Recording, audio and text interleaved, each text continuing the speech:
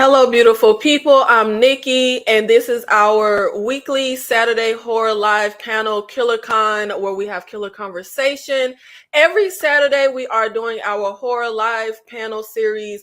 Now, next week's episode will be Friday to accommodate one of our panelists' schedule. But thank you to everyone who is here with us live and everyone here on the replay. We have some great and some of my fave content creators lined up backstage, ready to talk all things horror. Whether you are here on my channel, King Nikki TV, or if you are tuning in from Struggle Reviews TV, thank you, Miss Tyra, for streaming over on your channel. Or if you are here with us from the Fifth Wall channel, thank you, Miss K, for streaming over on your channel. Or however you are here, wherever you're tuning in from, make sure you like the video, get in on the chat.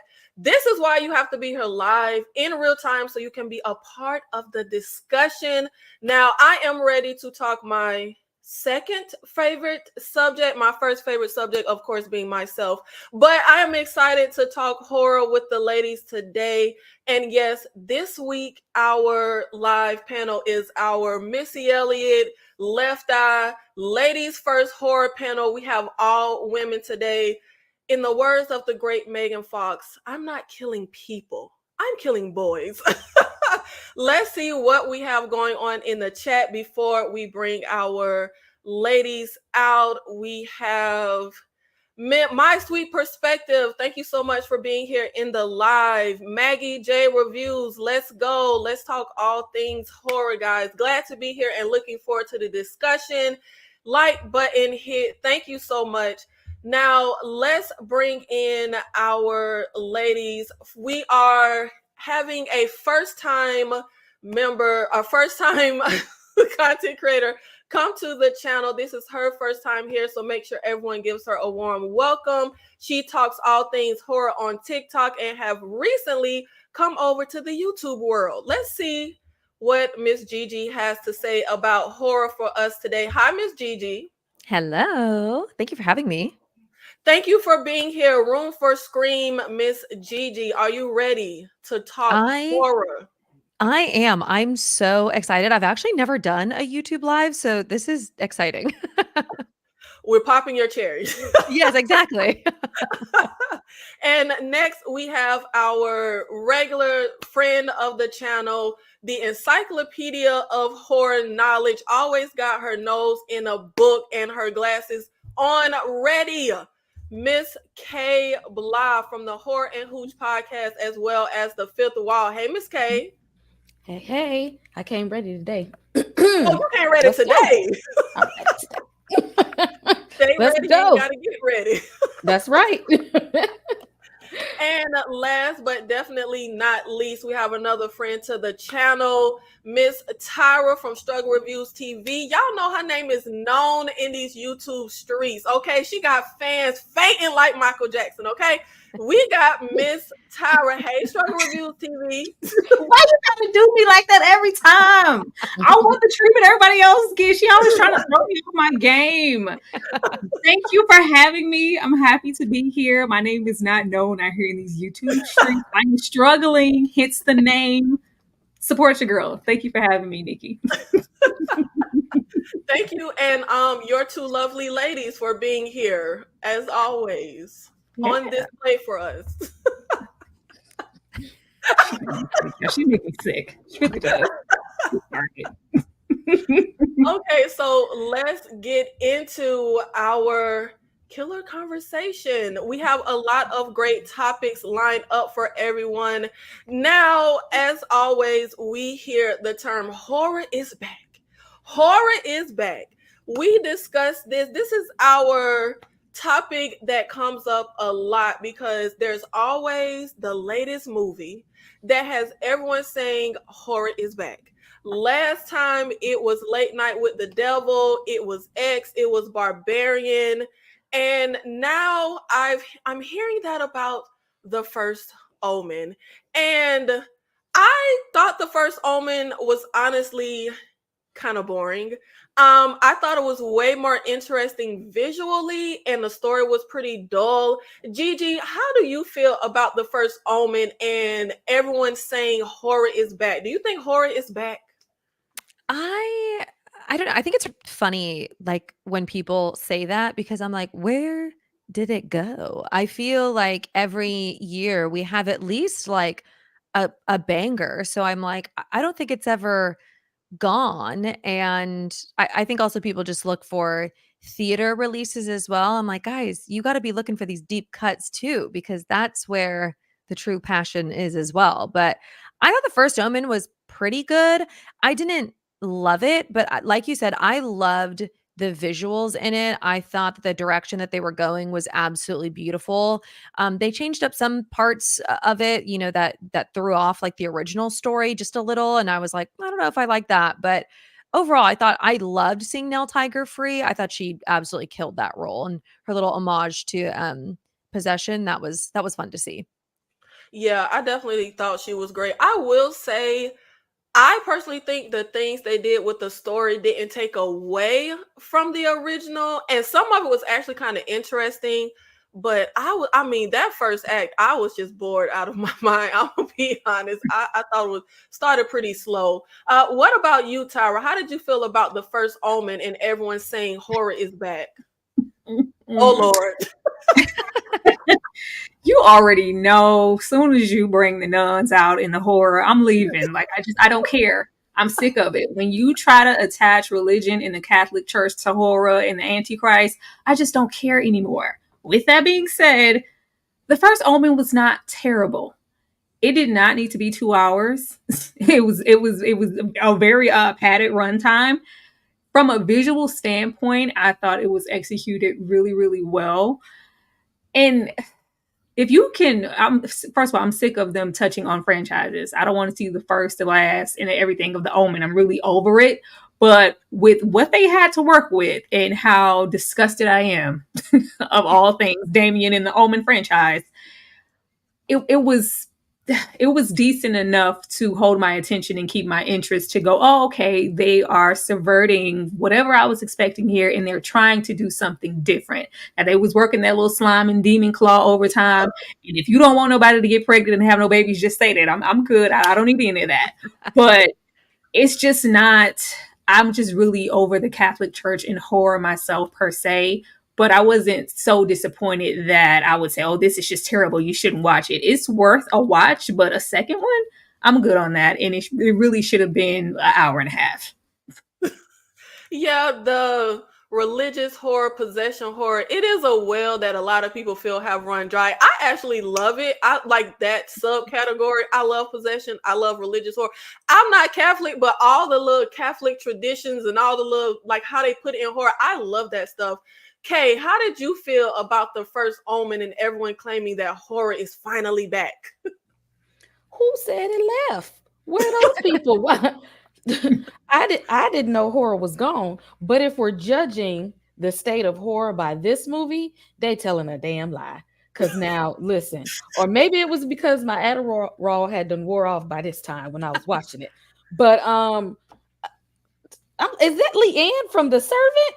And after that, I was just, I don't know. I was not following. It was just too many slow points. I don't know why we had to see her in the club.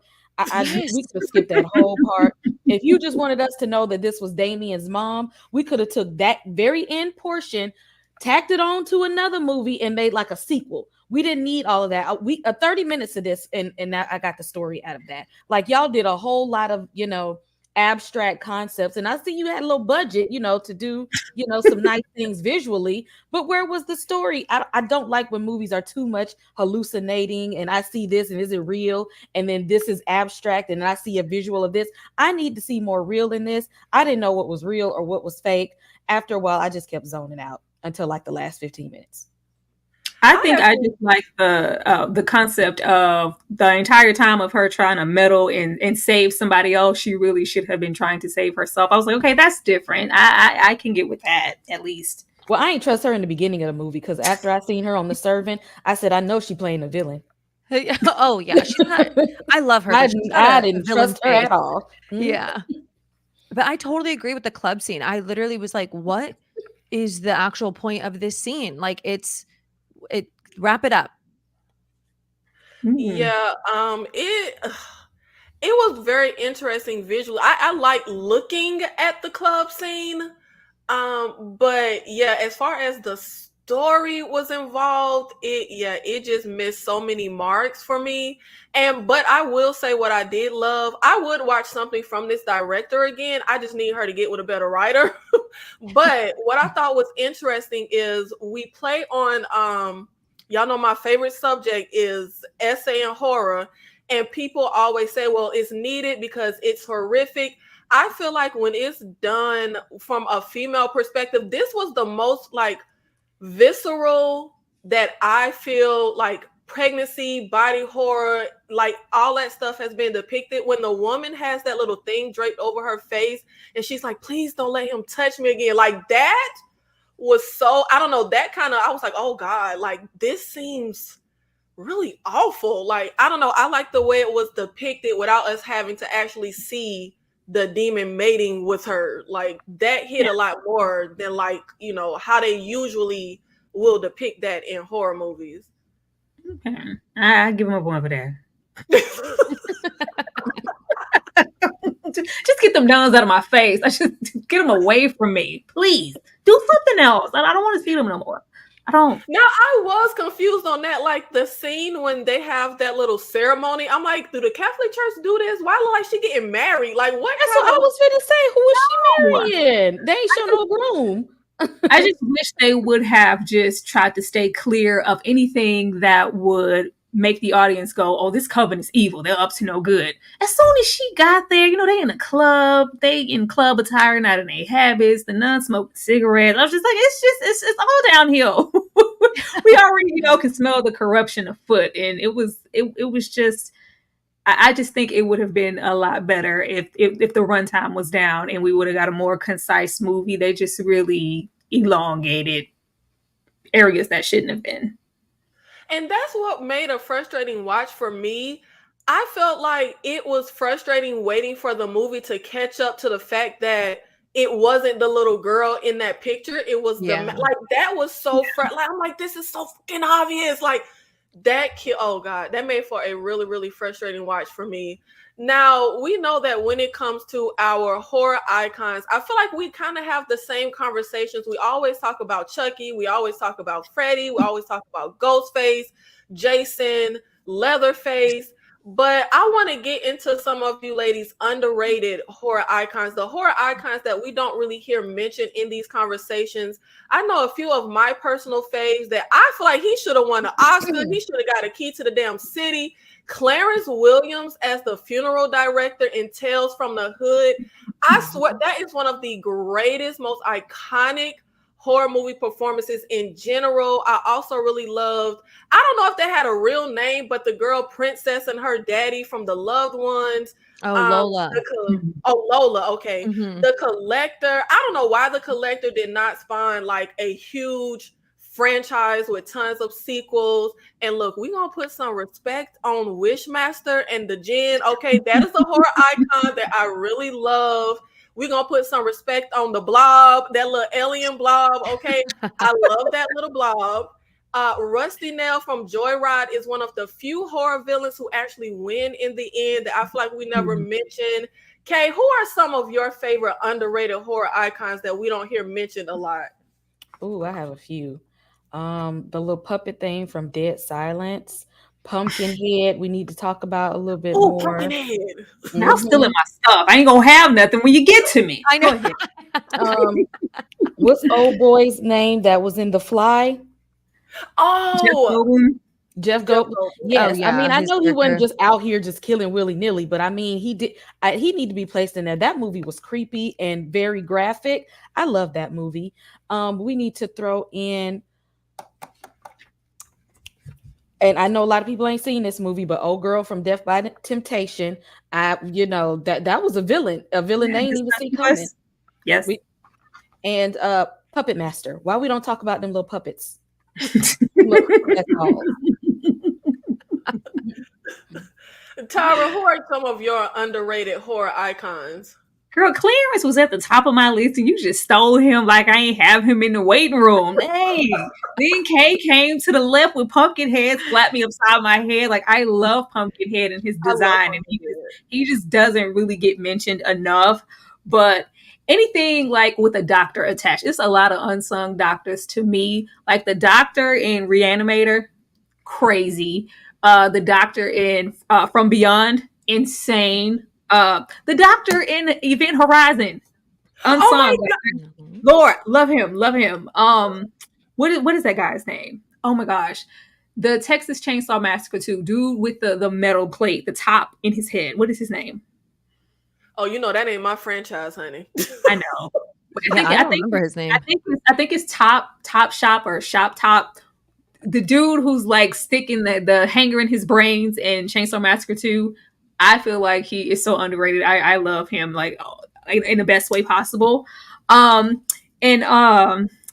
is the mother's name? Well, the stepmother, the wicked stepmother in Hellraiser. Oh, damn, Frank and what's her name? Lisa? No, it's right here, but I can't think of it. It was Frank and somebody. I know who you're talking about though, from the first Hellraiser and the second Hellraiser. Yes. Oh God, I can't believe I forgot her name. But she's unsung. Like she's legitimately the real life villain in that first Hellraiser, and like low key. Julia. Yes. Oh Lord, she was terrible. She was terrible, but she's doing, most of the killing in that first film, and we only see Pinhead like for 5 seconds, and he gets all the praise. I love her, and I feel like she should be discussed more too.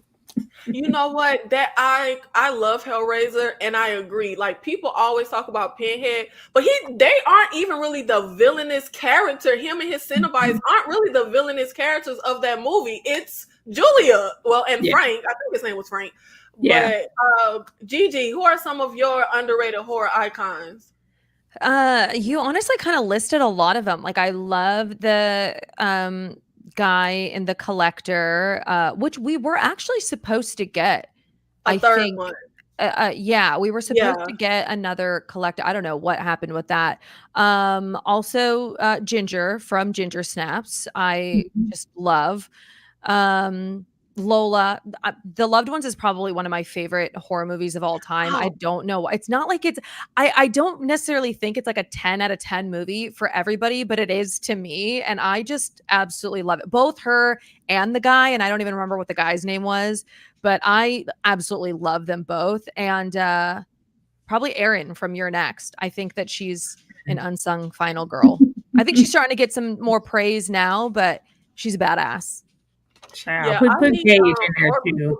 To get on The Loved Ones. I need more people to get on The Loved Ones. That movie is so good to me. I love that movie. Same. I love some really unhinged people. Stop talking about Chucky and put Baby Gage from Pet Sematary on the list. I love Gage. Put him on there. He collected a few bodies before he got put down. That is very true. Oh my God, that is so. There's Lil Gage was no fear. Did we talk about the parents from The People Under the Stairs? The brother sister. Oh, great, yeah, really great. And never get me. That's why I'm like, we always kind of talk about the same circle of people. They'll say, I'm like, it's so many great villainous horror icons out there. And now it is time for our horror versus game. I need you to be on your shit this time, Tyra. Okay, you better have seen all these movies. The movies last time. Now, if you got some recent stuff here, you might be out of luck. You know where my decades are. Yes. If it ain't the 70s or the 80s, throw it all away when it comes to Tyra. That's so I'm so like the opposite. Like there are so many like 70s and 80s, like I mean, just cult classics that I have been on my watch list. And then I'm like, let me watch this like 1-star movie from 2023. And like it's so I don't know why I'm like this. I'm seeing Jada Pinkett in Demon Knight. We know her for the final girl, but as far as a villain, nobody ever talks about Billy Zane. Billy Zane was awesome. I love him. That's another one. That's a good one. Billy Zane in Demon Knight. Yes. He was that Oscar. Look, give him the key to the city, give him the Oscar, give him everything you could give him. That was an amazing performance. He was so. I love an unhinged performance. I love an unhinged performance so bad. He was fun. But let's get into our first round in versus. Ladies, pick the one that you would choose, and you tell us why. Kay, Serial Mom versus Death Becomes Her. Our early 90s like comedy horror adjacent movies. That ain't even no competition. Death Becomes Her. I don't know why I watched this movie so much. You know, maybe TV kept showing it a lot, but Death Becomes Her was definitely in heavy rotation in my house. I love that movie. Oh wow, no competition. Okay, Ain't even Tyra. All that stuck in my head is like, and now a warning. Now a warning. Like I love Death Becomes Her. I just recently, I think last year, somebody paid for Serial Mom, and that was my first time watching. And I was like, this is amazing. Why do I not know about Serial Mom and her Pussy Willows? I needed to know about this years ago. Serial Mom is absolutely amazing, but when we get into Goldie Hawn, Meryl Streep, and Bruce Willis, like, it's amazing. Like it has so much rewatch quality. No matter how old you are, how many times you've seen it, I will watch it 100 times and still be amazed how they keep it together all the way to the end with spackle and spit, and then all fall apart rolling down them funeral steps. What about you, Gigi? I have not seen Death Becomes Her. So that I know that needs to go on. Well, it is on my watch list. I have not seen it. And I watched Serial Mom before, but it's been years since I've seen it. But since that's the one I watched, I guess I have to pick that one. I really feel like it's a knife in my gut if somebody hasn't seen. Oh my god! Oh, I've only seen like clips of it, and I absolutely love like I love the cover of it, and it's so enticing every time I see it. And I'm like, okay, this is the day I'm gonna watch it. And then I'm like, no, I think I'm just gonna watch something else, and I don't know why. Yeah, this is a hard one. Serial Mom is like close to my heart because it was one of my childhood favorite movies. Me and my cousins and stuff would watch Serial Mom. But Death Becomes Her got me in a chokehold. I would definitely have to. It's just so timeless, so classic. Everything is so perfect from top to bottom. The performances are so iconic. So yeah. Gigi, immediately when we finish this live, I know.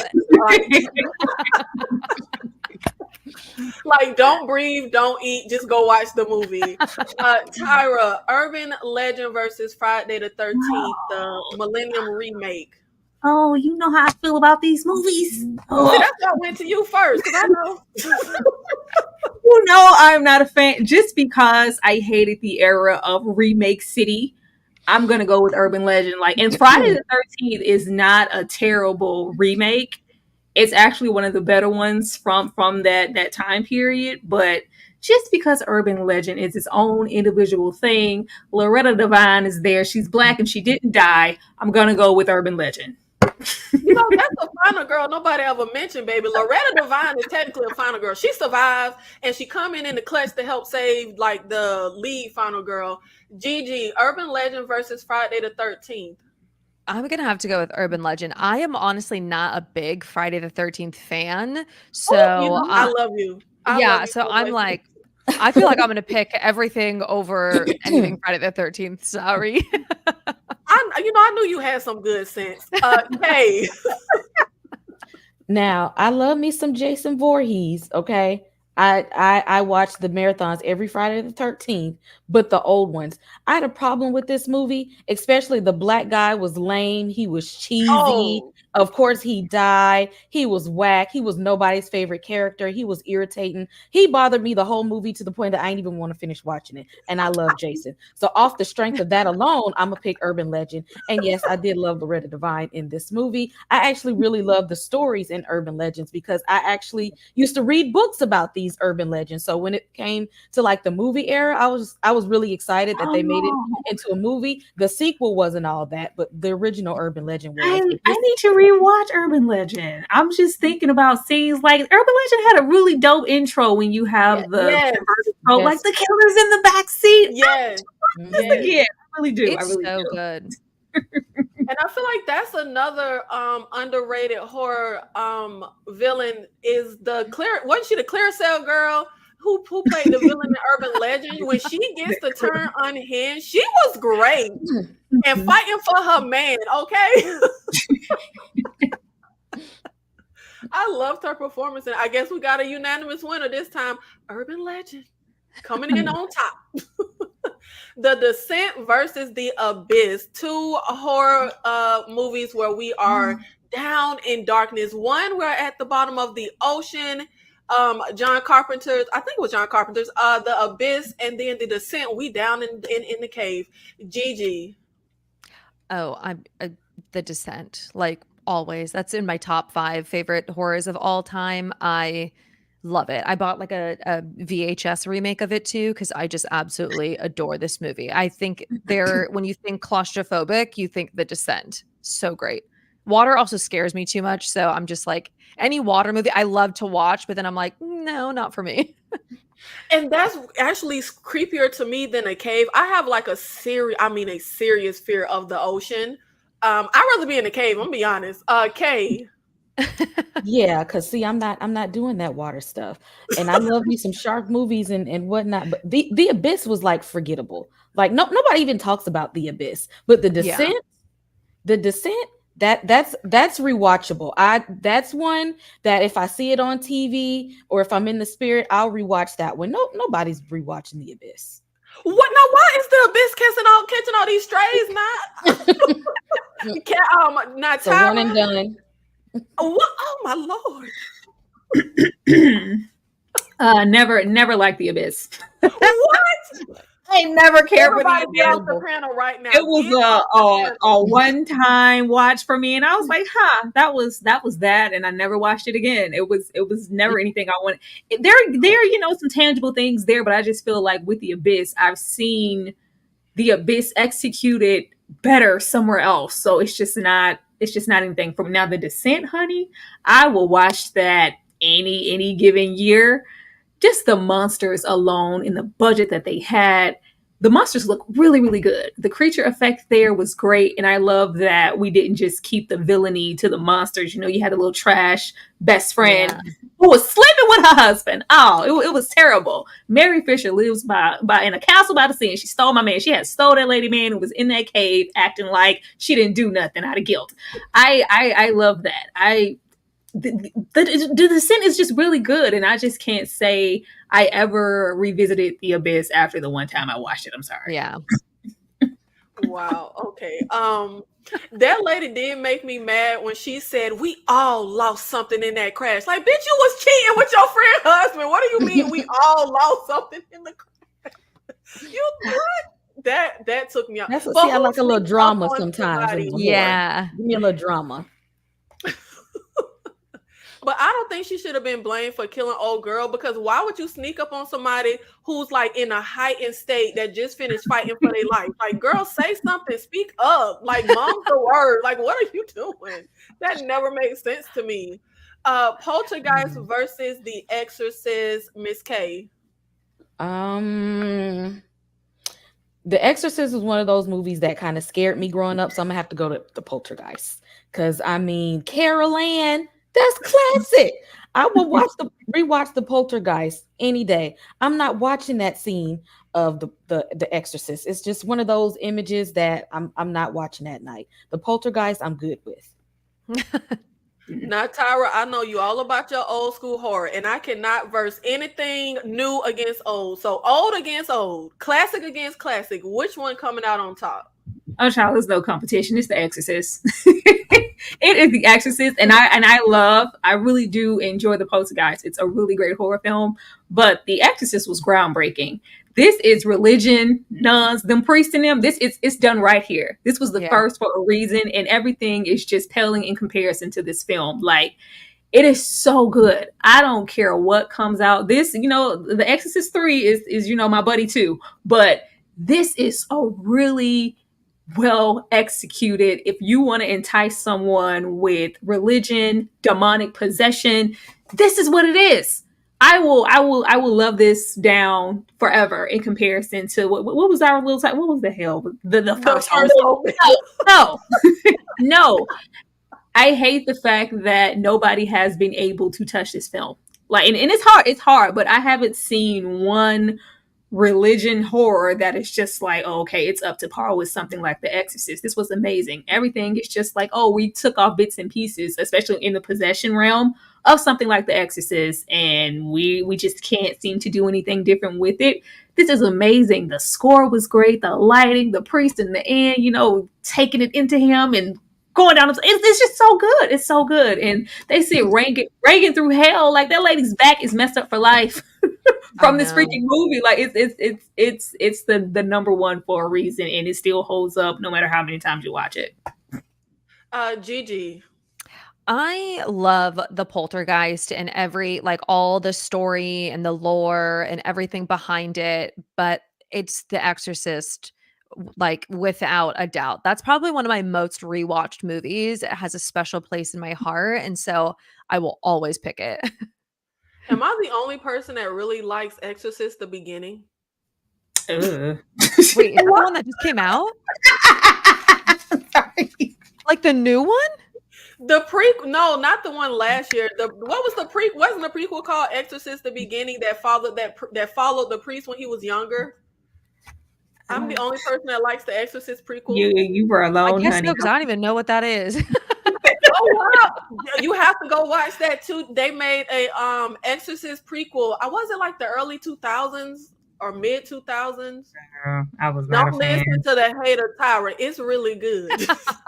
I am excited for Mike Flanagan's reimagining or whatever he's going to do with the Exorcist universe, because I think that if there is somebody that can bring something to the table with an iconic franchise like The Exorcist, I think we're in good hands with him.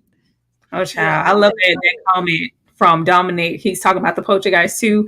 Now, when that little man come knocking on that door, like, I actually can mess with the Poltergeist too. Like, it's just something about that little old man. He sends something down my bag, like that man from, is it called Fatimas? That one, the little old people. They be on my neck sometimes. The old man, the Indian burial ground, of all of them in the Poltergeist too. It's a little spooky. It does something for me. Now, Kay, don't hide in the shadows. You like Exorcist believer? Yeah, lighting the comment. I did. Oh, wow. Okay. And I thought we were friends. I thought I knew you, Kay, this whole time. It was good to me. Now, I gotta kind of be with Kay. I didn't think it was as horrible. Like, people made it seem like it was the worst movie in the history of crime. It was not that. I've seen worse. It's the thing. It wasn't scary. It was just a good movie. It wasn't horror. It didn't scare me or jump out, none of that. But I really feel like it was a good story about a father and raising his daughter. Honestly, just like, I liked their story aspect of it. It was tad. It was tad. I actually thought it was pretty good, and it would have been great if we did not include Reagan mom in it. I didn't think we needed that. If we would have just focused on the two girls, their families, and that little thing at the end where the devil is like, pick which girl. I thought that stuff was actually pretty good. I like that. Nope. I didn't mind it. I think if they removed it from like the Exorcist world and didn't have that like looming over it, I think people would have appreciated it more. Because especially in the first half of the movie, I was like, oh, this is actually pretty good. I'm like, am I going to be the only person that like really loves this? And the second half, it dropped off for me, but it really wasn't as I was thinking it was going to be like the worst movie ever made by the time I came around to watching it. And I was like, this is not that bad. Nope. Yeah. I dare you disrespect Ellen Burstyn. Get out of my face. Leave forever. No, not. The tired film. It was terrible. I've never watched it again. It was just sad. Like, all them in the room with their religions. Like, get this crap out of my face. I hate it. You don't like possession in general, Tyra. So you're coming in with a bias. Is that when the priest was in the desert? Yes, The Exorcist prequel is when the priest was in the desert. And it is a great movie, and no slander will prosper. Okay, I love a horror prequel. They get a bad rap, but horror prequels are good. Now we get into our foreign horror, The Wailing versus A Tale of Two Sisters. Now, Tyra don't like nothing that ain't the 70s or 80s, but she'll get down with some Asian horror. So which one you got coming out on top, Tyra? Oh, girl, The Wailing. It's long. The Wailing is real thick in the length, but it's so good. It's so worth it. this was like my first tiptoe over there into just that Japanese horror territory. And I was like, okay, I'm staying forever. It's amazing. I love this film and I have seen it several times. It's one of those movies where every time you watch it, you discover something new about it. And it's really, really like subtle with its scares and just the writing and the execution of just the film and the storytelling and how we ended up from beginning to end. And I just didn't know what to expect and where we were going. It's an amazing film, and for anybody who hasn't seen it, you're messing up. Oh yeah, the Tale of Two Sisters. They over there. Yeah, I'm gonna go with the Wailing. Okay. I'm gonna go with a Tale of Two Sisters. I'm a sucker for a plot twist, and I really like the twist that happened in that movie. So just off the strength, even the Wailing was straight, but just off, you hit me with a plot twist that I didn't really see coming, and that you go ahead and move to the top of the list with that one. Yeah, I definitely love a well executed twist. Gigi. I totally agree. Like, I love a good plot twist, but I just have to go with The Wailing. I think everything about it was just gorgeous. Like, it's not only just a beautiful, gorgeously like shot movie, but like like how what they did with the storyline and like how the dad got involved, and I just thought it was great. And it's creepy and it has this like dreariness to it. If a movie is like dreary and like cold feeling, I love that. I do love a really depressive, like down. No, literally. I'm like, if it's gonna make me feel sad, top of the list. I just love that I was really like shooketh. It was a man with some scaly skin and some red contacts, and I was like, oh my goodness. Like Yes. it was so subtle and it was so terrifying. Like I was really shook. And it takes a lot of movies now have, overkill, or we have to do like so much. Like no, with the Yes. storytelling and the fear that was layered to this entity, it didn't take much. I was like, oh my goodness, it's over. He got you. The Omen versus Doctor Sleep. Gigi. Ooh. Oh, this is actually kind of hard because I do love both films. And I think what Mike Flanagan did with Doctor Sleep was fantastic. But I do love, I quote The Omen, it's all for you literally every day. And again, it just has a special place in my heart. And I think it's like inspired so many films after it with like the elements that it has. I'm gonna have to go with The Omen, and it's fucking cursed, so that's scary.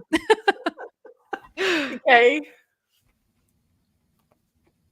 I mean, I watched I feel like The Omen they're not movies that I just want to keep like rewatching.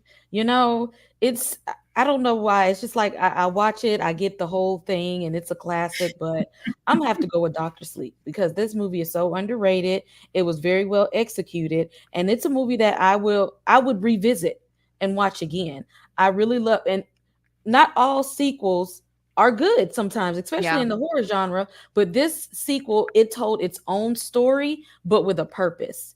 And I like how I like where they went with it. And I like the characters in this. And sometimes I just don't even like the characters in some movies. But I was invested in the characters in Doctor Sleep. Tyra. First of all, The Omen started my hatred for evil kids and Antichrist kids. Like, The Omen is where it all started from when I was like, and first of all, that first Omen really tried it with that "it's all for you" Damien scene. Like, oh, we gonna make it different. And she gonna sell her something. Yeah. Like, get that out of my face. I've tried with The Omen. It's okay. I have no stock in evil children smiling at the camera. I never have. Evil dark-haired children smiling at the camera. It's never done anything for me. I just don't care about that. Now, the kills in The Omen are really good, especially for the time. The way that they execute it, I don't know what scene that is in the movie, but a head gets chopped off. I haven't seen the original Omen in quite some time, but it still looks flawless no matter how old it is and whenever you watch it. The kills are really, really good in The Omen, but I don't care. Dr. Sleep was great. Dr. Sleep was great. Speaking of underrated villains, Rose the Hat was great. Oh, flawless. Rose the Hat was great. I can't speak for our girl at the top of the panel, but I love The Shining. I love The Shining, Nikki. It is one of my faves. So the fact that they could roll up 30 plus years later, what? And execute this film to this like high capability. I don't know why it was overlooked. It's amazing from start to finish, and it really gives you a full sense of completion. And not a lot of sequels can do that, especially so far removed from the original. And it's beautiful. That scene of Rose the Hat like floating or whatever, like the dream sequences where they're like it looks amazing. The writing is amazing. It came full circle. I love when we got not the more so lookalikes, but they found a way to capture the essence of Jack Nicholson and Shelley Duvall, and we had new characters. It was perfect to me. So I would pick that any day over It's All for You, Damien, and The Smurf. No. Oh Lord. Yeah, as somebody who does not think the 70s and 80s was the best era of horror, I actually really love The Omen, the original Omen. That husband was terrible. I just think it's just I don't know, it's a great movie. I think Dr. Sleep had a lot going against it. First of all, you're going after a classic in most people's eyes. You're following it up so many years later. People already I feel like it's kind of like the Thing prequel that came out. I feel like the second people hear your movie is attached to a classic, they're already kind of not really on board. But Dr. Sleep, and I remember when it came out, I think it was when they was like first putting the movies on streaming for like $20 because the whole, the demic hit.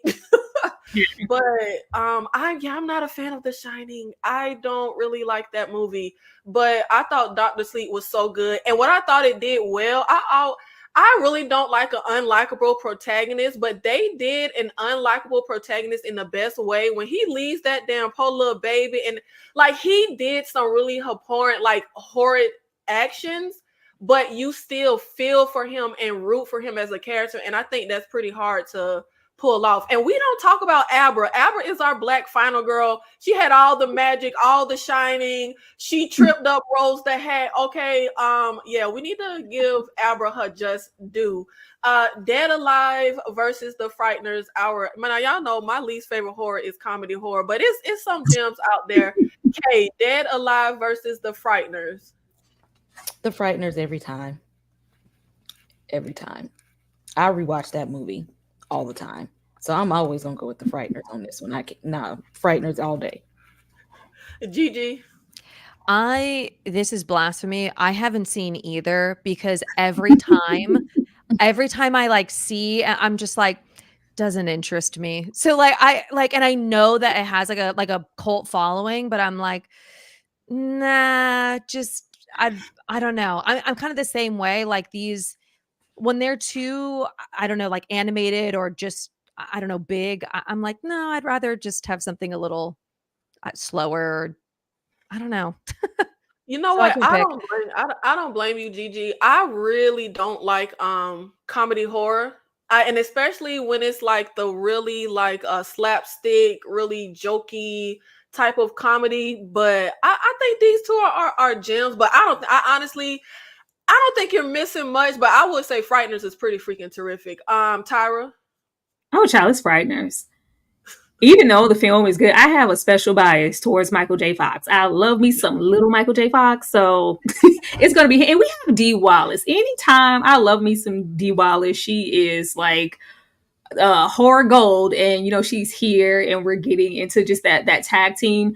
Even though it's I guess a horror comedy, like just the execution of the film and from beginning to end and how the story unravels, I thought it was pretty entertaining and funny at the same time. But little Michael J. Fox for the win every time. I love you, Michael. Yeah, I definitely think Frighteners did, because that's one of my issues with comedy horror is I feel like typically they play up the comedy a little more than the horror. But I think Frighteners actually had a really great balance in the story where stuff was comedic, but then you actually had a heart to the story and there was actually some like really frightening moments. I think they actually did a really great mixed with the Frighteners. And they don't remake the Frighteners now, Hollywood. Now leave the Frighteners alone.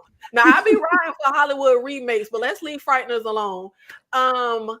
Aliens versus Terminator 2, which aren't horror movies, at least not Terminator 2, but I wanted to put classic sequel versus classic sequel.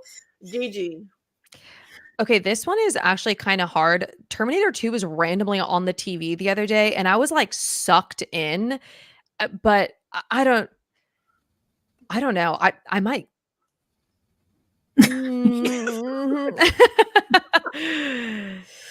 You know, I'm going to go with that. I'm going to go with Terminator 2. I think that that's a weird pick, but I was like locked in. I don't think it's a weird pick. Tyra? Child, Terminator 2 Judgment Day is in my top 5 for action movies of all time. It is flawless, in my opinion. Like, first of all, I love the first Terminator, just period. But, like, it's perfect. There is nothing wrong. I can't think of one thing wrong with Terminator 2.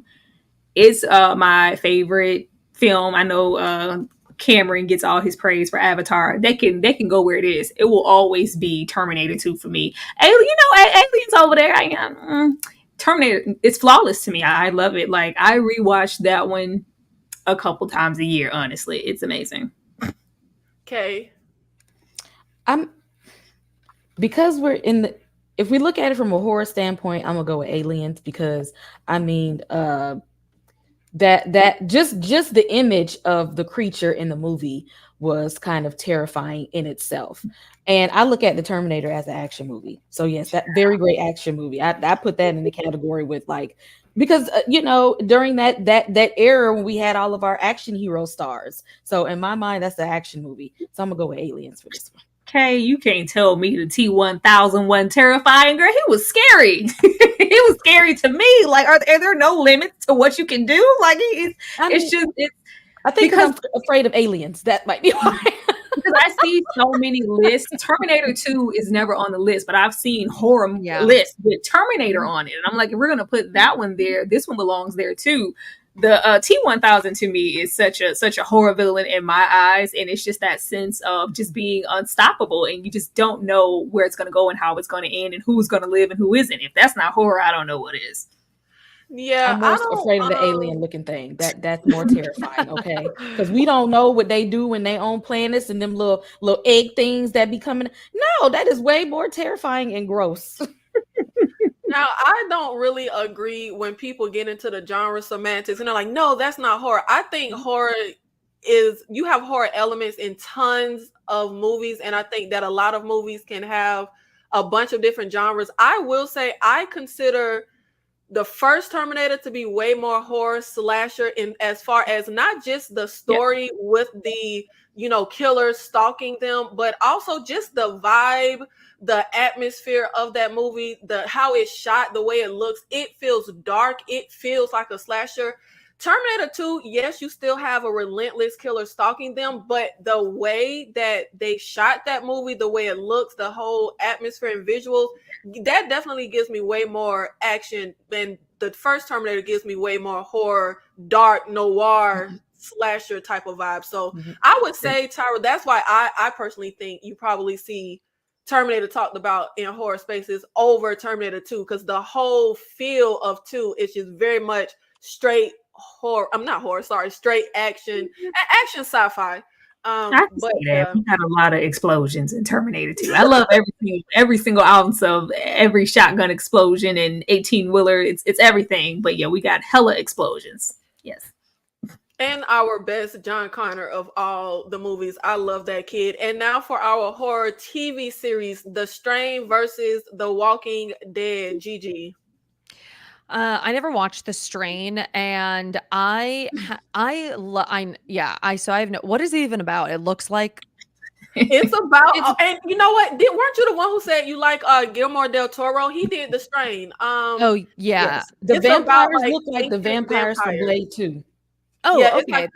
It's like ancient vampires, and they have like a little conspiracy plot to take over the world. It's actually really great. Mm-hmm. Yeah, I do love The Walking Dead, though. I mean, I think it went on far longer than it needed to, but those first couple of seasons were just they took over the world. I still love it. Tyra. Oh, baby, The Walking Dead. I like The Strain. I did. I did. It was one that I wanted to see continue a lot longer than it did. But I'm just thinking of The Walking Dead and the impact of that moment when like time stopped when he shot Shane and Shane got back up and he was a zombie. It was like, oh my goodness. Or, you know, them in search for that little girl and she was in that barn. There was some really impactful moments, us losing main characters, you know, the hussy of a wife. Well, you know, she thought he was gone, but that's not the point. Giving birth and all of that. You know, it was that just, you know, Carl, I would never forget Carl's name. It is etched into my mind for the rest of my life just because we had him running around screaming Carl's name. It was really good. It was good for what it was until it wasn't. it went on way past the expiration date, but seasons 1 at least through I'm gonna say 4, solid as hell. Really 5. I can go 5 in there. It's really solid, and it's something that I could go back and rewatch right now. Yeah, I stopped watching The Walking Dead when spoiler alert if you haven't seen it, mute for like 5 seconds. I stopped watching The Walking Dead when Glenn died, but I literally can vividly remember. I remember when the show was just talked about, like before it even aired. I remember, if I remember correctly, it came on Sundays. Me and my mother watching it every Sunday, and I will never forget the way like our jaws dropped when Carol daughter came out that the barn. Like, I mean, that was, I would say that is like top 5 surprising, like jaw-dropping TV moments ever. What about you, Kay? I mean, I like The Strain because I love Guillermo del Toro. I loved what he did with Blade 2, so I was a fan of this show. But let me tell you something: The Walking Dead, look at the flowers. For life. For life. I watched the whole thing all the way through. Now, mind you, my favorite seasons were 2 and 5. So I love seasons 2 and 5, but The Ones Who Live spinoff was amazing. I can't wait to see Daryl and Carol spinoff. I am here for the whole Walking Dead universe. I went to Walker Stalker Con twice, okay? This is my family. I'm going to choose The Walking Dead over anything, period. I love Shane. We can argue about that one later. No, hold on, Kay. Okay, you better calm down and sit down because that's my man. Okay, look, I argue people down about that one. And that's crazy. We only got Shane for like 5 minutes in the series, and his character goes on in infamy with the series. I know. He was that great. And he actually, the actor, I'm so mad I can't think of his name, but he actually had a show. Yeah, there you go, John Berthenel. He had a show when he got cut from The Walking Dead called Mob City. It was actually a really good show, and it didn't even last like a season. I don't know what happened with that, but I love. He went over to be the Punisher, and I followed him right on over there. Yeah, I love him. Oh God, I love Shane so much. It's not even funny. Correct. Saul versus QK. Oh, you know the Saw got to take this. Not that the Cube wasn't good. I mean, that's a good watchable movie right there. You know, I mess with that. But Saw, when Buddy stood up at the very, very end of the movie after he was laying there the whole time, when I say for a plot twist, that threw me. That's all I needed to say. Okay, I'm gonna follow Jigsaw. Just off of that part right there. I'm gonna follow you wherever you go after this. Gigi. Oh, Saw. I have so much love for this franchise. Even like the shitty bad ones that everybody hates. I'm still like Spiral, and I'm like, nah, I still liked that one. I love all of them. Tyra. I didn't think Spiral was terrible, actually. Tyra. Okay. Cube is like really underrated to me. It's never mentioned in the conversation enough, in my opinion, for what it is. It actually is really entertaining and has some really like great kills. But with that being said, I'm gonna go with Saw. I'm gonna go with Saw. Like it was like nobody ever expected that man to be in that room the whole time and get up off of that floor. It was just like, you've been here the whole time. And I'm, one of those ones, like, I can't stand the Saw franchise with a passion. I feel like it should have started and stopped at this one film, and that should have just been all she wrote. Like, Not the it was trilogy, Tara? The trilogy? Oh my God. no. That was supposed to be saved for, them horror opinions that get you stomped out. But no, since you got it here, I am one of those ones. I do not like the Saw franchise. And I just feel like it sullied what this was, and everything else paled in comparison. I just didn't care for it. But this was really, really good. It is. No, It is. I'm with Gigi. I'm here for the Saw franchise because Mhm. Jigsaw be out here doing the Lord's work. Like, who else gonna punish some of these criminal activities with these people? Yes. These some bad people. Like, I'm No, here for if it. you literally jaywalk, you're going to end up in a Saw trap. It makes no sense. No. And I think that they're like the way that they connected them, and like even within the movie, like the way that he connects everything, I'm like, this is so brilliant to me. I'm just like, I would have never, like, I was like blown away on each one of them, like, whoa. And I don't think it was that hard to like piece together, but for some reason I was like, this is crazy how they did it. So I love it. I love the Saw trilogy. I love Saw 1 through 3. I cannot stand Hoffman. If I see that actor in real life, I might smack him. Like, I could not stand Hoffman, and that we centered the movies around him. But I actually feel like Cube 1 and 2 can rival Saw 1 and 2. I think Cube is actually really original. Like Tyra said, great kills, a great cast. I feel like that movie is actually 5 out of 5 stars. Like, I don't see much wrong with Cube. I would lean towards Cube, and I love Saw. The trilogy. I have a great love for the Saw trilogy, but I really love Cube, and I can vividly remember seeing Cube as a kid and just like never heard of it, didn't hear anything about it, just randomly watched it, and it became one of my favorite movies. But Death to Hoffman, I can't stand Hoffman. Oh, I can't Yeah, stand me neither. Hoffman. I don't know why they centered the movies around Hoffman, and I hope they're not finna do that with this new lady in the new little Saw prequel thingy. But The Conjuring versus the Others. Are you mad? I am your daughter, Kay. Now, I love the Conjuring franchise. I will watch all those movies. Like, I'm here for it. I mean, some of the couple of the Annabelles was just where they were supposed to be, but I'm gonna watch all the Conjuring movies in the franchise. Whatever y'all come out with, I'm gonna be there 10 toes down. But again, a plot twist in the Others. That's all you got to do is flip it on me in the end, and that's it. I'm gonna have to go with the Others on that one. Tyra. Hmm. I know you don't really do possession, Chad. I'm like, oh, the lesser of two evils, huh?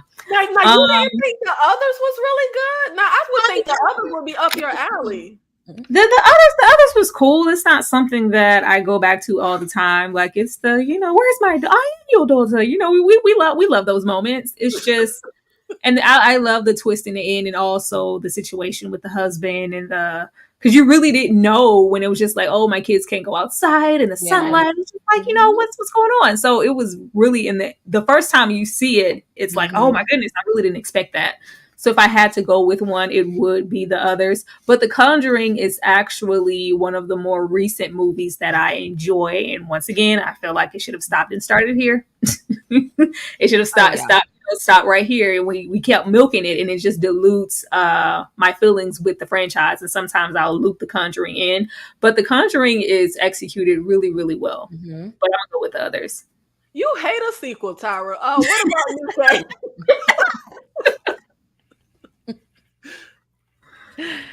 I have to go with like, I love the Others, and I like vividly remember watching it and being so blown away by the twist. Correct. But I love The Conjuring too, and I also remember watching that.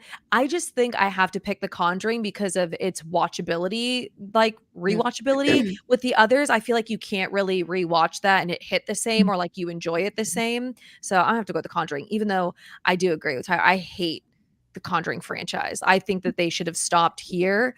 But I do love this one. Right. Yeah, Yeah, I that feel little like hide and go that seek is- game gonna be creepy every time. Yeah.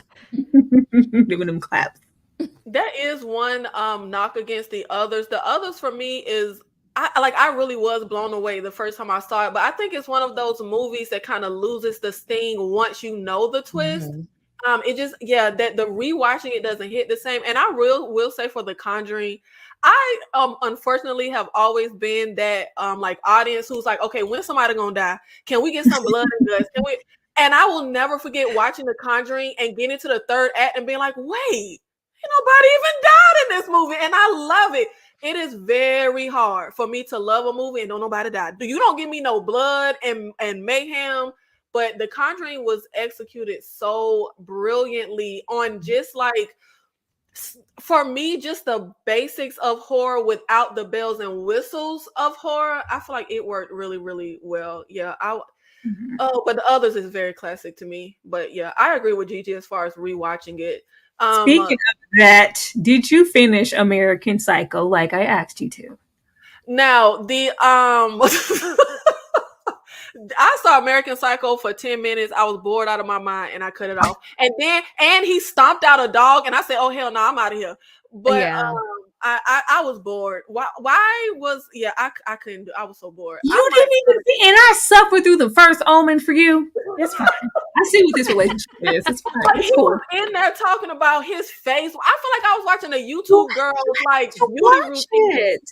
You have to watch it. It unfolds. Like, you didn't even give it enough time to cook. I gave it 10 minutes. We ain't simmering yet. I gave the Omen 2 hours I'll never get back. The first Omen. Jeez. It's fine. It's fine. Now, if there is one horror subgenre I would throw away, it would be found footage. I freaking hate found footage. And I remember that block of time in, I think it was like the mid 2000s. Every movie was found footage, and I just about died. But two of the classics that I hear people talk about are the Blair Witch Project, and I remember seeing Cloverfield in theaters, and I wanted to walk out. I hated that movie. But Kay, the Blair Witch Project versus Cloverfield.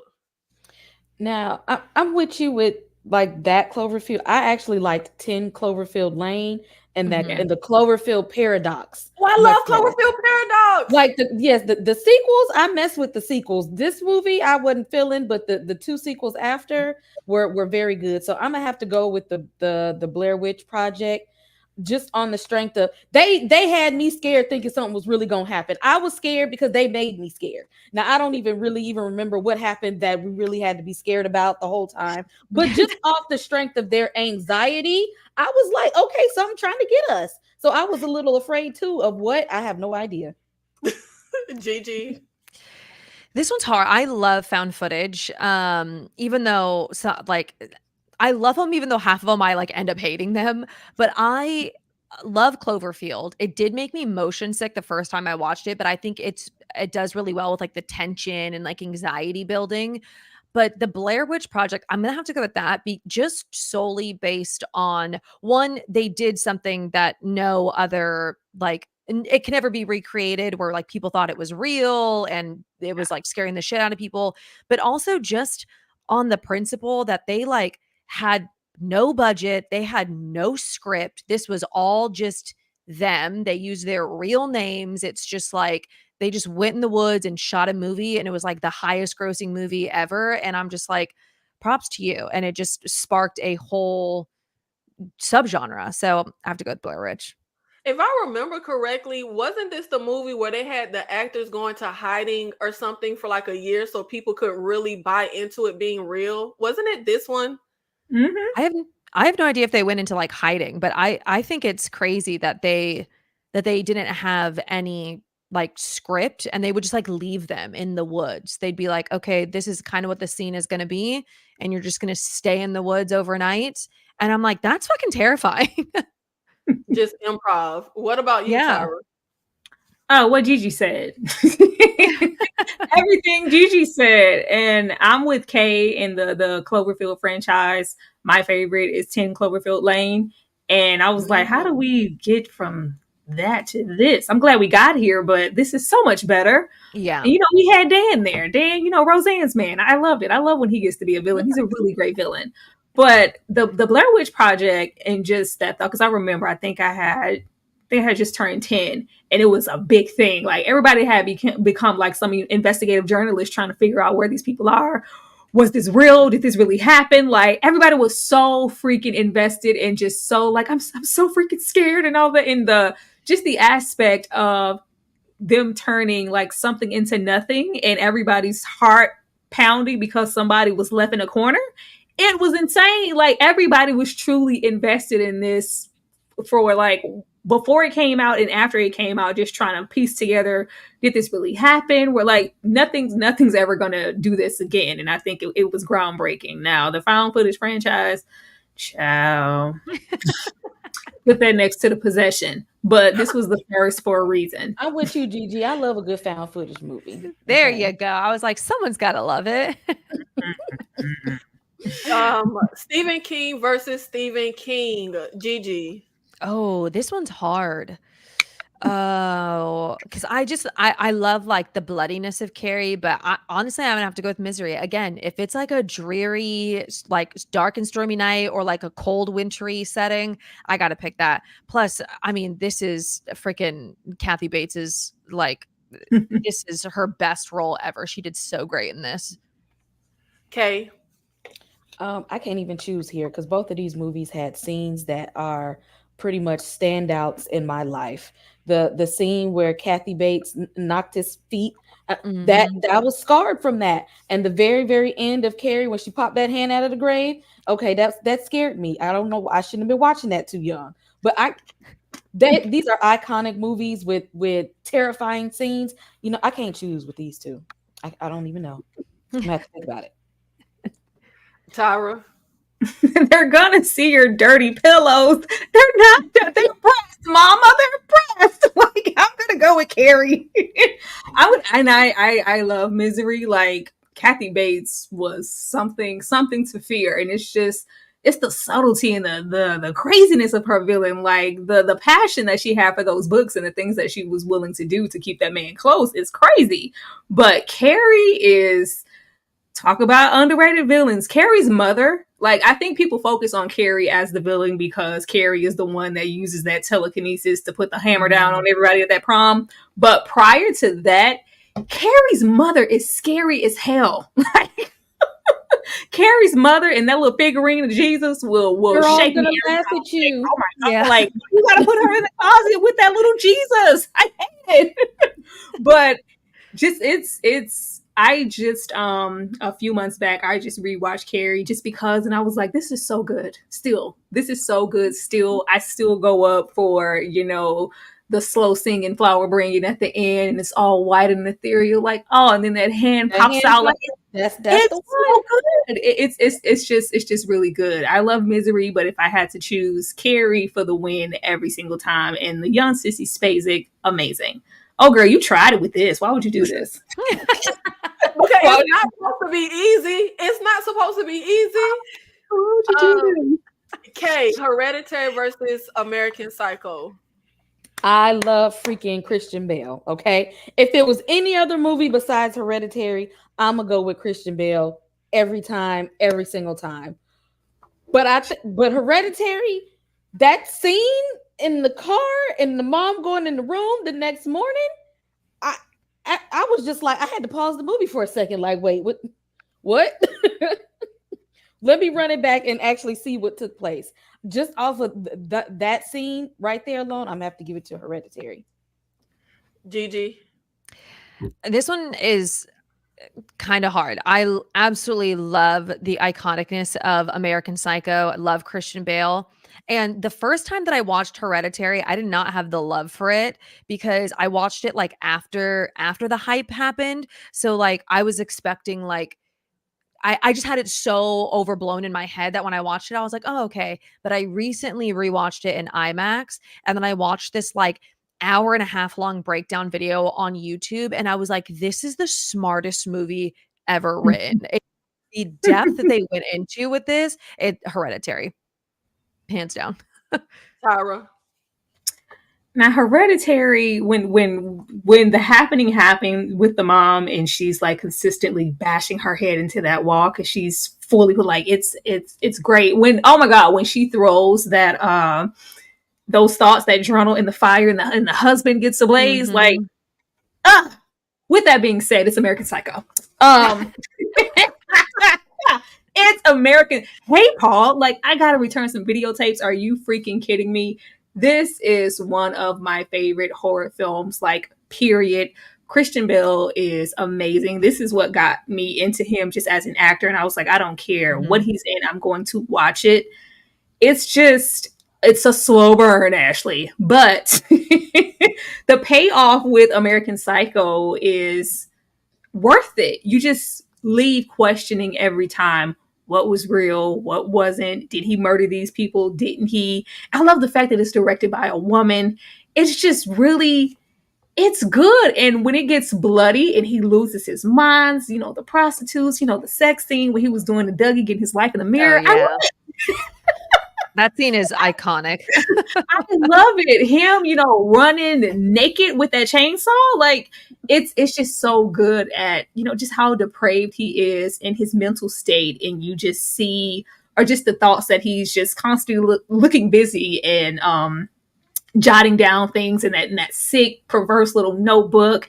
And you got little Reese Witherspoon over there. That's all this 80s decadent, and just it just speaks to the time in the culture, in the excess of not only the 80s, but just the meticulousness of him obsessing over something like a business card. Like, stuff is just really iconic from this movie. I like, you know, Hereditary for what it was. It's a really good film also, but American Psycho, period. Yeah. Anybody familiar with my channel know I will DNF real quick. Do not finish. I didn't finish Hereditary. I didn't finish American Psycho. I will finish them one day, maybe, kinda. I don't know. In the Mouth of Madness versus the Void. K. I'm gonna go with The Void because this movie was just silly, and it's like, I don't know why I put The Void in the category of this movie is so unserious. The Mouth of Madness, I wouldn't recommend that movie. I guess I don't know a whole bunch of people who would like be into that movie. But you can watch The Void and just be like, this movie is so unserious. Gigi.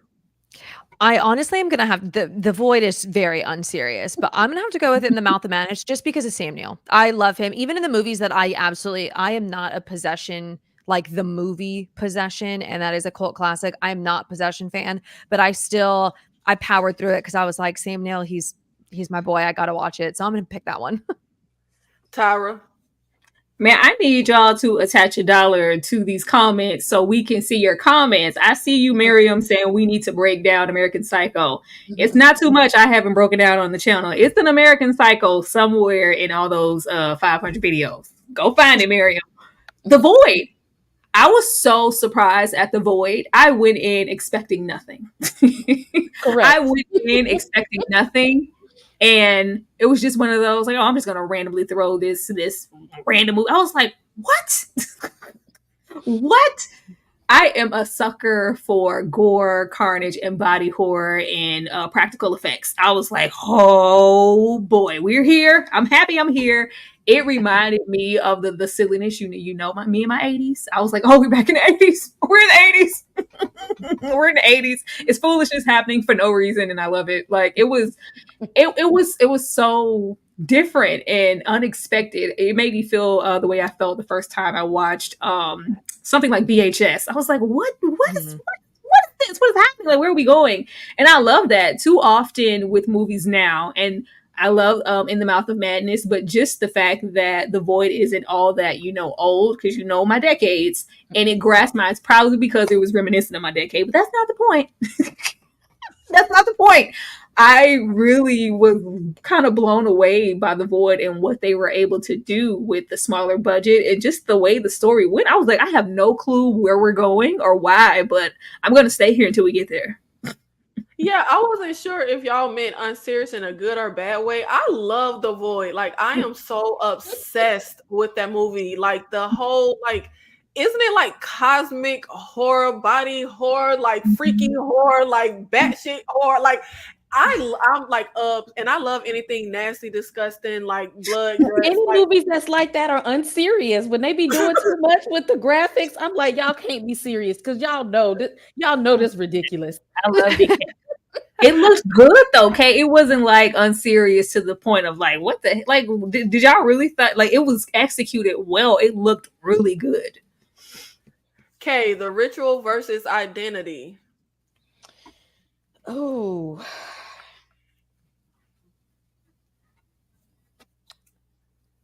I'm gonna have to go with Identity on this one because that's one of those movies you really got to like watch and pay attention to.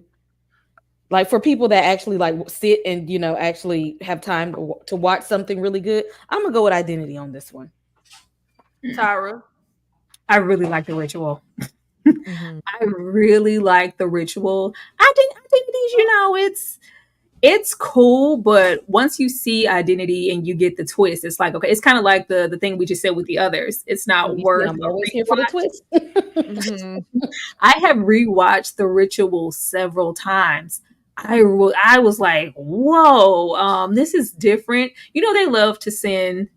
I was gonna say them whites. Them whites, they love to go, camping in the woods and go off on a trip. And you just kind of know what to expect when they get there. But I never knew what direction The Ritual was taking. You didn't know what was real and what wasn't, and just the headspace that our main characters were in, and just the visual of the it's in the end kind of turning into a creature feature, and we get this massive. I was like, what's that? Like, I really enjoyed The Ritual, and it's something that I will probably rewatch again in the future. Identity, not so much. Gigi. I kind of the same. Like I love Identity and I still recommend it to people, but it doesn't have the same rewatchability factor The Ritual does. I love The Ritual. I think it takes like a pretty basic idea that a lot of horror movies do, but then turns it into something like so entertaining, so surprising. Like that scene with the creature at the end is so iconic. I love this movie so much. And then even just like the whole thing, like the friend, like spoilers, but like the friend dying and like all these like little flashbacks and just like the guilt of it all. I thought they did such a good job with like throwing that little emotional factor into it. It's a great movie. Yeah, I call it the descent for the man. It's the man's descent for me. That's what I call Exactly. That's so good. except nobody slept with nobody's wife. it. Well, they ain't come with the drama part. They ain't come with the drama. Vacancy versus Wrong Turn. When traveling goes wrong. Kay. Okay. Although these were both very good movies, and I like both, but I might have. I don't know why I watch so many Wrong Turn movies. I don't understand why. I'm gonna just give it the Wrong Turn because every time they came out with a ridiculous sequel, I watched it. Just because. Tyra. Oh, chow. I like No Vacancy. It's fun. And just the villain, the main guy in the office. He's funny. I like the No Vacancy for that. But The Wrong Turn, if you give me a slept with my third cousin twice, removed, inbreaded, like it's The Wrong Turn is fun too. It's very early 2000s, and surprisingly, I never got into the Wrong Turn franchise like that. I don't think I've seen any of the other ones. I don't think I've seen any of the other ones, but I, ugh. I don't know why this one's so hard. Um, I'm gonna go with The Wrong Turn. I just love the aspect of some funky, hillbilly. Um, it kind of reminded me a little bit of The Hills Have Eyes, and I love The Hills Have Eyes, and just that sick family, like we gonna like tie you up, ape your woman and do perverse things, and then we're gonna eat you because we're probably cannibals. I'm here for that. Gigi. This one is really hard because I love these movies so much. I don't think Vacancy gets enough like love or recognition too, like in the horror space. I love Wrong Turn. I'm the same. I haven't seen any of the other ones. I only saw like the most recent one and everybody hated that and I actually really liked it. But I love the whole creepy, I don't know, weird ancestral humans. But I think I'm gonna have to go with Vacancy. I think I just felt a lot more anxiety and, like, tension when watching it, and I think it also sparked I liked, like, the vibe of it being all like, oh, videotaped and stuff, so I have to go with Vacancy. Yeah, I might be the only person on the planet who liked the Wrong Turn remake with you, Gigi. Everybody hated it. I thought it was great. Me too. I feel this, and everyone hated it. Hellraiser versus the Evil Dead, Tyra. Oh, girl, Hellraiser. I don't even have to think about it. I know, and that's probably you need to go and get to them horror things that'll get you popped off, because the Evil Dead has never like been my thing all that much. Groovy and whatnot. I enjoy Evil Dead for what it is, but Hellraiser made me fall in love with body horror. Hellraiser is something I can go and rewatch that scene of Frank reanimating into a full It looks amazing every single time. I already spoke on my girl Julia. Terrible, awful lady. Awful some sex. Terrible woman. Terrible woman, awful Frank. But the iconic Jesus Wept, Come to Daddy, the Cenobites look really, really cool. And then we get into kind of the hell factor and kind of that essence of BDSM.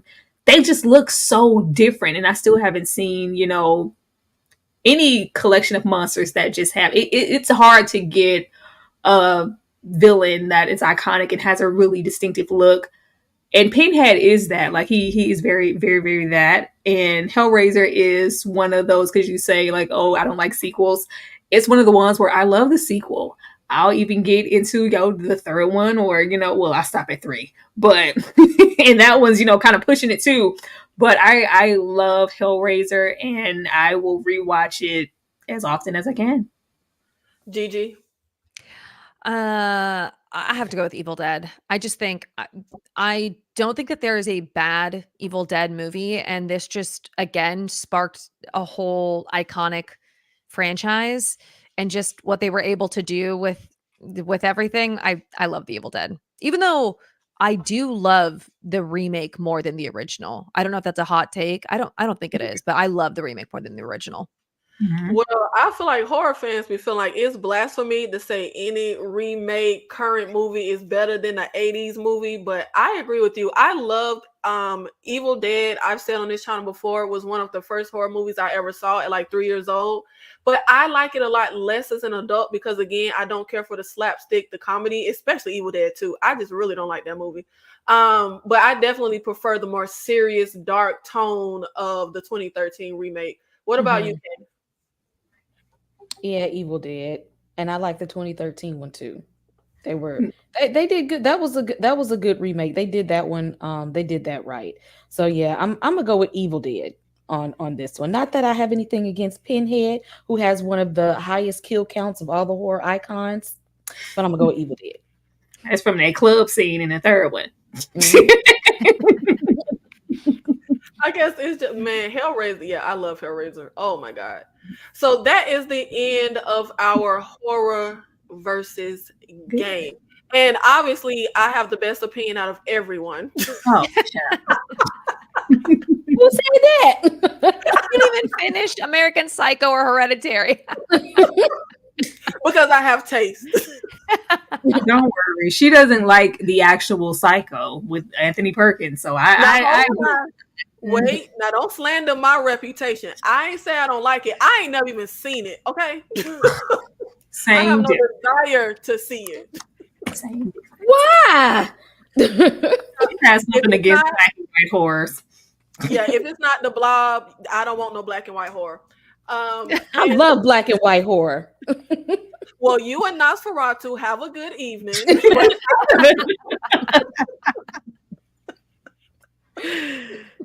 I can't. I don't go older than the 70s except for the Blob.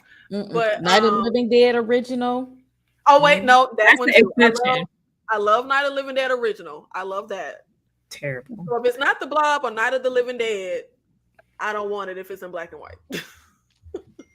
But now it is time to get into our race and horror segment.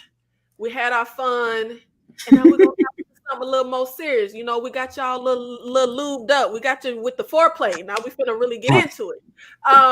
Black people still fighting to survive in the horror genre. I recently did a live with Kay about horror tropes and ranking them, and someone said, "Oh, the trope that the black guy dies first doesn't exist anymore." And me and Kay were literally like, "We're still dying." Like, there are movies from this year, last year, the previous year, Something in the Water. The only black character dies first. Abigail, the black character, he just dead. He ain't make no mark. Wasn't nobody. They were talking about Dan Stevens. Wasn't nobody even talking about that black man. Tyra, why do you think black people are still fighting to survive in the horror genre? Sure, we fighting to survive, period. Like, not even just in the genre, but as an audience. I don't know why, but it's still a hard sector of people in the industry who create horror movies. They still don't feel like we're watching. They don't feel like we're watching, we're invested. So it's like, if we don't feel like you're watching or we're catering to you, if we're not even catering to you as an audience of black people, then we're not even catering to you in the film. Like, this film isn't for or about you. It's for this particular people who we feel like are coming and buying those tickets. And I just feel like as long as that stigma is there for us, we're always going to be fighting to survive in the horror genre. And then the fact that we don't often get put in the lead often. It's normally, the side character or the supportive whatever. But most of the time, if you're the lead in the film, you're not going to die. Mm-hmm. Yeah. You're not going to die.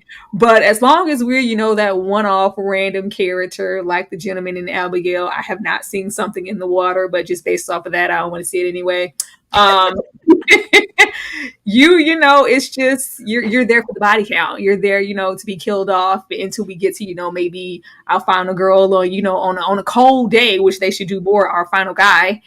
And that's just it. And just so often we're just not given those roles. Yeah, we're still the expendable ones. And I think you made a good point about, and we had someone say that in our last horror panel, how people will still say, oh, black people aren't fans of horror. Like, they're not really the ones who show up for horror.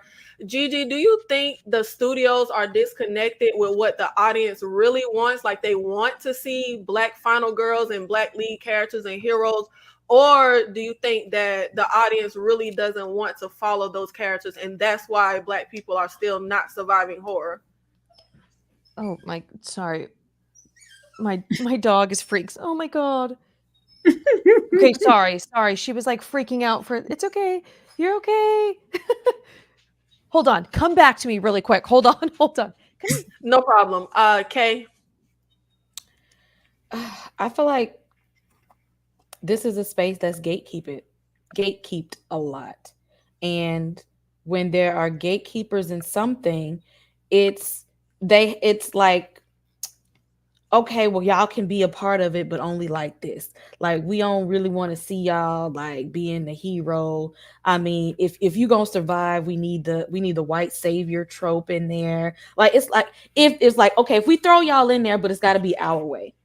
And if it's not the Hollywood way of putting black people in a horror movie, then it'll get like review bombed. Mm-hmm. And so nobody will see the good black horror movies because they get review bombed. And then when like these, big budget Hollywood horror movies, they like will sprinkle us in there and say, well, we put y'all in there under their conditions. And I think that's a problem, is that it's like it's acceptable, but only in the manner in which they would like for it to be. Yeah, I agree. It's like if we show up where the sacrificial Negro trope, we have to sacrifice our life to save the white protagonist, or the magical Negro trope, the black best friend trope. It's like we show up in the way that they see us and want us in there. And it's just crazy to me how I've been watching horror since I was a kid, and I'm like, I'm almost 40. Like, why are we still not getting like prevalent lead black horror characters? It's really insane to me. They want you to get to my magical Negro. They want you to get Doc in The Shining. Like Doc died for no reason in The Shining. It was just axed to the chest out of nowhere. It's like, why?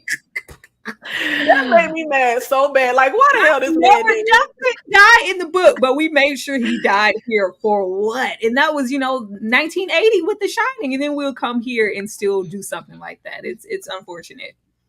Yeah, and especially it made me so mad in Abigail because I obviously going into the movie, I knew he wasn't finna live, but I was hoping he would at least fight his way through the movie to like have a long enough time into movie. Like, I mean, walking away from the movie, everyone is talking about Dan Stevens, everyone is talking about the girl from Lisa Frankenstein, and rightfully so, they were great. But like no one is talking about the black guy in there. And I also feel like that plays into why we don't get the opportunity for the roles, because now the cast and directors, they're looking at Dan Stevens and they're looking at the other people in the movie that had a chance to really show some skill. First of all, he was just dead and gone. Didn't he die off camera? He died with his back turned. Like he was military. He couldn't at least fight to like in his dying moments. He couldn't fight for his life. Okay, I'm back. Sorry, pose that question again to me. My dog is done freaking out. No problem. Look, I have dogs. I get it completely. Do you think that the studios are like separate from the audience and knowing what the audience wants? Or do you think that the general horror audience just doesn't want or isn't open to the black characters being the leads and the final girls and the heroes of the story being the main protagonists that the story follows? I think it's like film writers and directors, like I think it's what they think the audience wants, or it's almost like have you ever been in a position where you're like higher ups and like they are, in charge of your area, and it's like they don't even know how to do this job. They've been so far removed from being like just your general consumer or like doing it like, on the field, that they've stopped understanding the craft like that much. And so I feel like that they think that the general audience isn't paying attention that much, or they just like don't think about it. And then kind of like to what you guys were saying, they don't put them in like lead roles. And so of course, like these accessory characters or these like secondary characters are going to be like killed off. But then it's like put more like, my God, of course, sorry. These damn dogs. So it's like these black actors should be put in lead roles. Of course, you're not going to kill off the lead, just like that, what you were saying. So I think that they're just out of touch what the general audience wants. And, we want like the Dan Stevens or the Lisa Frankenstein. But in reality, no, like people get tired of seeing these like same generic characters over and over and over again, that there needs to be more diversity just among all genres. Yeah, absolutely. And I'm just like, I feel like I agree. Like, I think they're out of touch. And even though I'll be honest, being in the horror space, I do feel like it'd be a lot of racism. Like people will say some crazy stuff, but I do think that if you come out with like Hereditary and it follows a black family, or The Descent and it follows a group of black female friends, I think audiences will show up for those movies in the same way. I don't know. Am I naive? Like, I think I agree for those stories. No, I totally agree. And I was listening to an episode of Girl That's Scary, and they were saying the same thing about like cabin fever, where it's like sometimes like within writing, it's like they write like villainous characters, like they write these like insanely heinous racist lines. And I'm like, what was the point of having that in there? Like, why are these characters just like heinously racist and you're writing these like insane lines to put in there? Like it doesn't further the plot. Like I don't know, it's just like, did you put that in there just to see it in your own movie. So it's, more so speaking for like Eli Roth, but yeah, I don't know. And you know what? I be feeling like, am I the only person that feels this way? I felt that way when I tried to watch one of those VHS movies.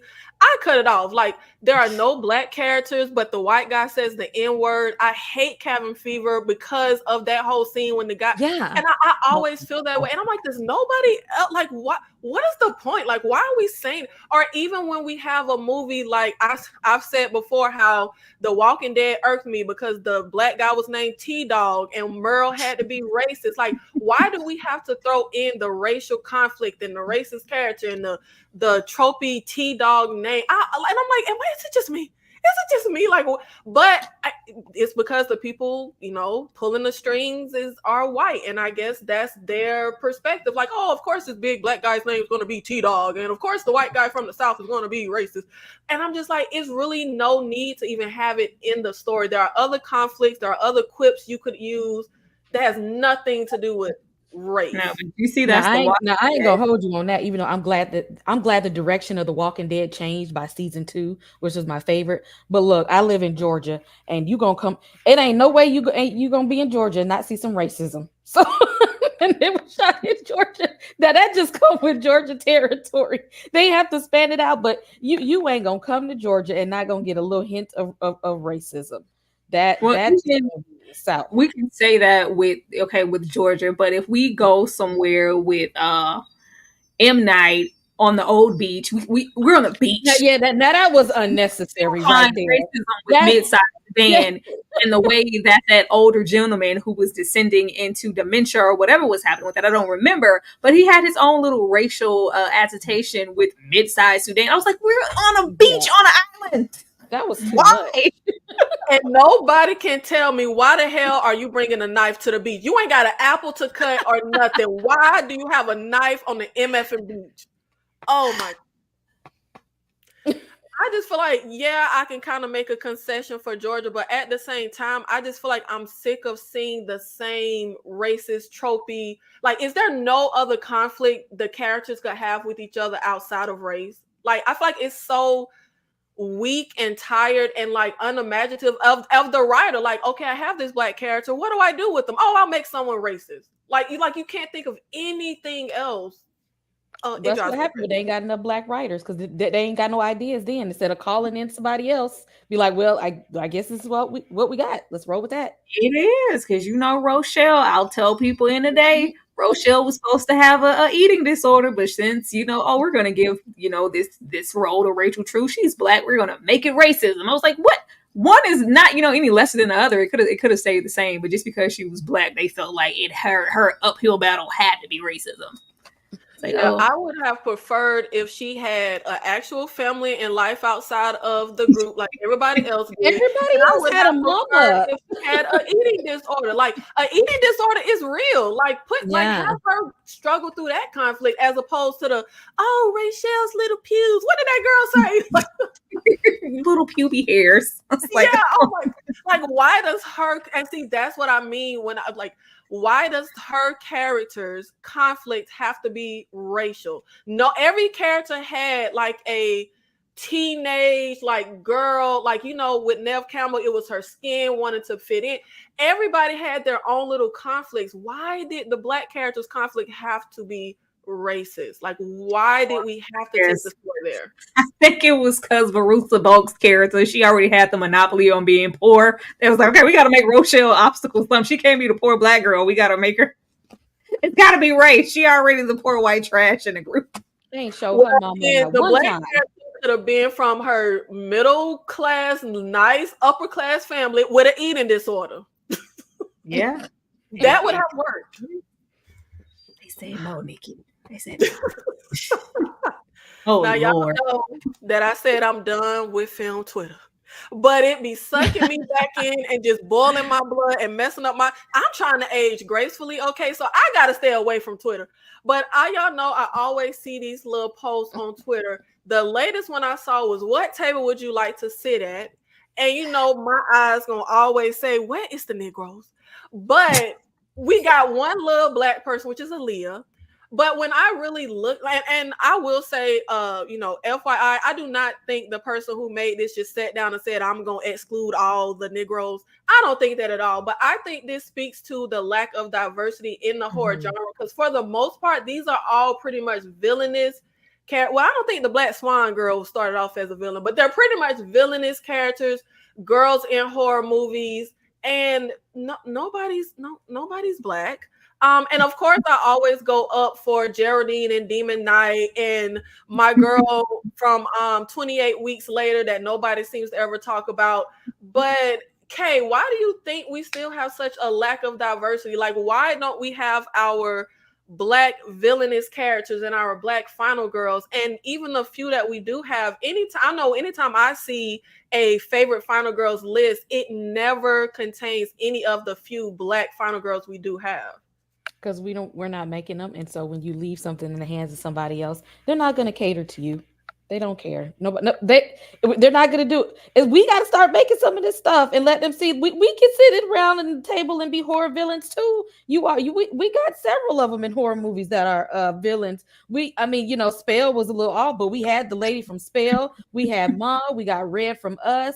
We got the little vampire girl, a zombie girl, girl in with all the gifts. Like we're out there. Candyman, and I won't say that one time. We out there. Like we could do these things because ain't nobody else gonna sit here and recall and remember the little Frankenstein from the angry Black girl and her monster. If we out here, but if we're not like portraying it or saying something, nobody is going to think that it's important enough because they're like, y'all ain't saying nothing. Y'all ain't y'all ain't doing nothing. So they're gonna do it from their own perspective. And apparently Akasha is the only Black villain that they thought about ever in life and any horror movie that's been ever made ever. Not ever been made ever. But and that's it's interesting that you mentioned the Black girl, the angry Black girl and her monster. I remember when that came out a few years ago and I covered it on my channel. I didn't see anybody outside of Black creators talking about that movie, and I'm like, I don't know. It just really, but then also I feel like how are the doors even open for Black directors, Black writers? Because they still will hit a roadblock. Like I always talk about recently, the Black woman whose book got turned into that movie, The Love Story, and it was supposed to be two Black characters, but the studio had them change it to white lead characters. So you still have a Black writer, but we're still lacking the representation in front of the camera. Does anybody else want to chime in on our lack of diversity in horror? Well, why they ain't putting Lupita at the table? Lupita has not earned at the table by now. I feel like she should be there, and I love me some Akasha, but I hate that everybody I love me some Grace Jones and Vamps. Maybe that's just, one of those throwaway 80s movies, but I I love Grace Jones and Vamps, beautiful vampire, until she isn't. Or just something like, I think we should celebrate because we don't get a lot. I will more so like Kelly Jo Minter has survived in everything that she was ever in, every horror. She survived, especially in the realm of Freddy. If you make it out of that alive, like you deserve an award. And he was Black. It was amazing. We're just not there enough. And I think what we do have, it's either not executed to the fullest of its capability to be something memorable. Because I know I watched I Love the Girl with All the Gifts. Love that movie. Yeah. And I did watch let me see, what did Kay call it? The Angry Black Girl and Her Monster. Mm-hmm. I can't digest the movie properly in a way that I want to because we're nitpicky. We're film critics at this point.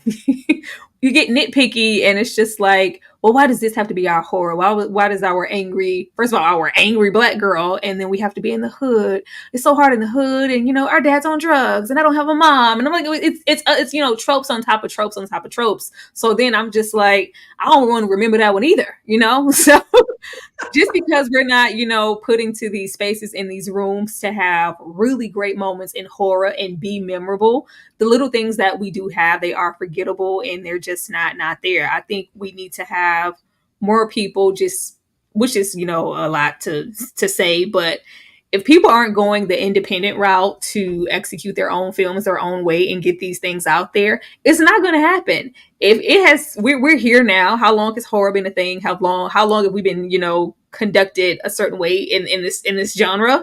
It's not going to happen. I think people are waiting for everybody thought when Jordan popped up, like, all right, we've arrived, Jordan Peele's here, and no, that's not so what much it hate. is. Yes, but That he was gets so much hate. that was that. But at this point, like Jordan Peele and what he's been able to do with horror and with his Black characters is kind of like an anomaly. Like he's over there, and then it's just like, what now? You still have to. Everybody isn't going to be Jordan. Everybody still has to collectively get together and figure out how to get their films funded and get what they want to see out there, because it's just not going to happen if you're relying on a studio. You're going to get denied every time, because if you bring it to them and you have, a really good script and it's a Black lead and, a Black final girl or final guy, or or it's more so just a Black cast, in their mind, who's going to watch this? Who is this for? Like, they're not going to get it. So do it yourself. Yeah, good point. Good point. Yeah, chiming in on that. Oh, sorry. I was gonna say, I think a lot of movies with like Black writers and Black leads don't have the same funding, and so they have to go the independent route. So they don't have the same marketing as these big, blockbuster movies do.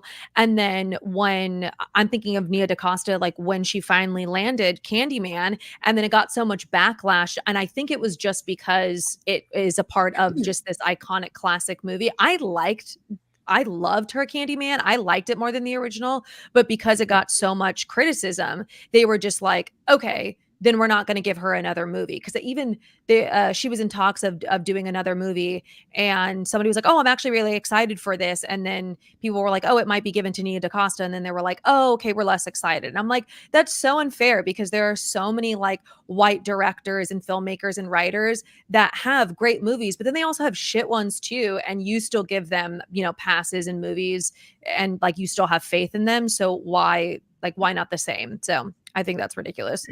Yeah, and I think that's a good point, because, and I forgot who I was talking to about this. It seems like, and like you said, like even with the Candyman remake, reimagining, I don't even know what they're calling it now, but I prefer how she went about it, because that was one thing that always annoyed me with the first one. Is like, first of all, Tony Todd is in there for a hop, skip, jump in a minute, and the movie follows a white protagonist, but and the few Black characters we get are in those projects. So I liked this approach, and just all around, I thought she did really well. But I remember that conversation when people were suddenly like, "Oh, well, if she's doing it, we're not excited." And I'm like, unfortunately, it's like that's a lot of the conversation that I come across in the horror space. Oh, if it's going to be this person that happens to be Black, oh, it's woke and we don't want it. And exactly, because there will be no white savior. There will be no white person surviving in the end. When the Black person is the hero, when they make it to the end and they don't need anybody else to come and save them, then that's the criticism they get with they're too woke. Then then it's too woke.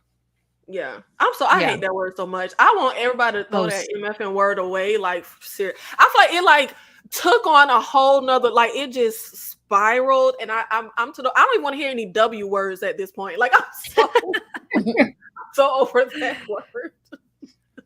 But I'm like, and then the whole diversity thing for me also plays into like feeling like, well, this gonna be our DEI hire for the movie, and it's just, everything is just so outrageous now. But getting into our next topic, not everybody be going crazy about it's no creativity left in Hollywood. Everything's a remake, everything's a franchise, everything. It's like just a huge, huge topic. Now, I am not one who hates remakes, reimaginings, sequel. I don't even know what they're calling them now. Like, whatever they spinning off from the IPs and the franchises, I'm not against them. But I know one recent big remake is the Foreign Speak No Evil is getting the American remake when it just came out like a few years ago. But I personally do not feel like I agree with the whole it's remake crazy and there's no creativity. I feel like Hollywood has always remade stuff. I remember that block of time when they literally will remake Japanese and Korean horror movies like a few years later and remake them in America. So yes, it makes no sense to remake it a few years later, but Speak No Evil is not the first foreign film that we've remade a few years after the original. I think it was Post specifically, or maybe The Grudge that came out a few years after the original. And I recently had someone ask me what are my top 10 favorite horror movies, and literally most of them are remakes. The Blob, The Thing, Invasion of the Body Snatchers, the 2000s Hills Have Eyes. I would consider those some of my top horror movies of all time.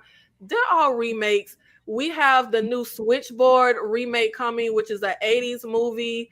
And I think remakes can be a good thing. I love the idea of Witchboard, but they lost me after the first half. So I'm excited to see what new filmmakers can do with that idea and if they can execute it better. I also don't agree with remakes meaning there's no creativity. You can't tell me John Carpenter was not creative when he was doing The Thing. You can't tell me Alexandra Aja, however you say his name, was not creative when he remade Hills Have Eyes. I don't think that means no creativity.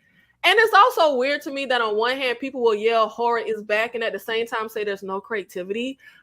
Gigi, how do you feel? Do you think there's no creativity left in Hollywood and we need to leave the sequels, remakes, requels, reboots alone? I actually do. I will always give like a remake or a sequel or a requel, whatever. I will always give them a chance because we do have the rare occasion where they do add more to the story or they have like a different spin, like the 2013 Evil Dead.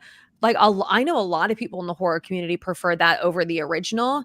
And it took something and like iconic and it added its own new spin to it, added more to it, and while still like respecting the original.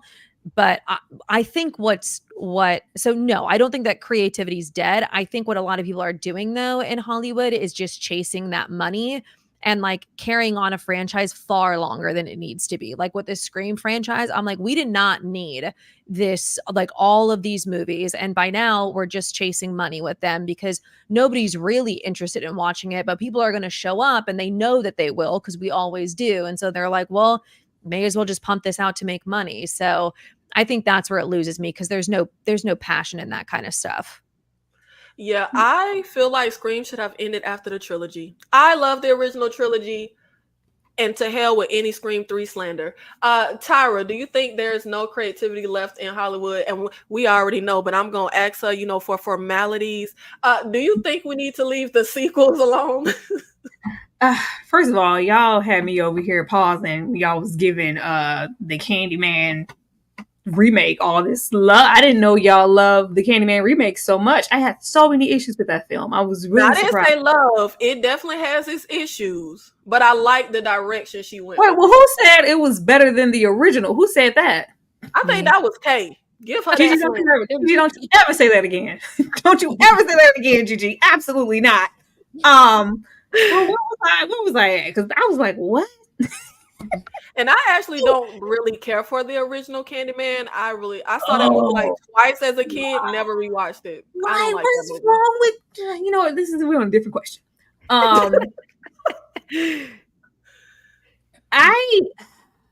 I feel like that once in a blue moon moment of people having passion to take a remake, like I see y'all mentioned The Evil Dead and John Carpenter's The Thing. Like, yeah, those were the times where somebody wanted to completely subvert everything, that we're going to do it better. We're going to execute it to a higher level and make you love the film. Nobody's doing that with remakes now. Nobody. I think for the past 10 years, anything that was a remake, sequel, it's just, I'm over it. I don't want those anymore.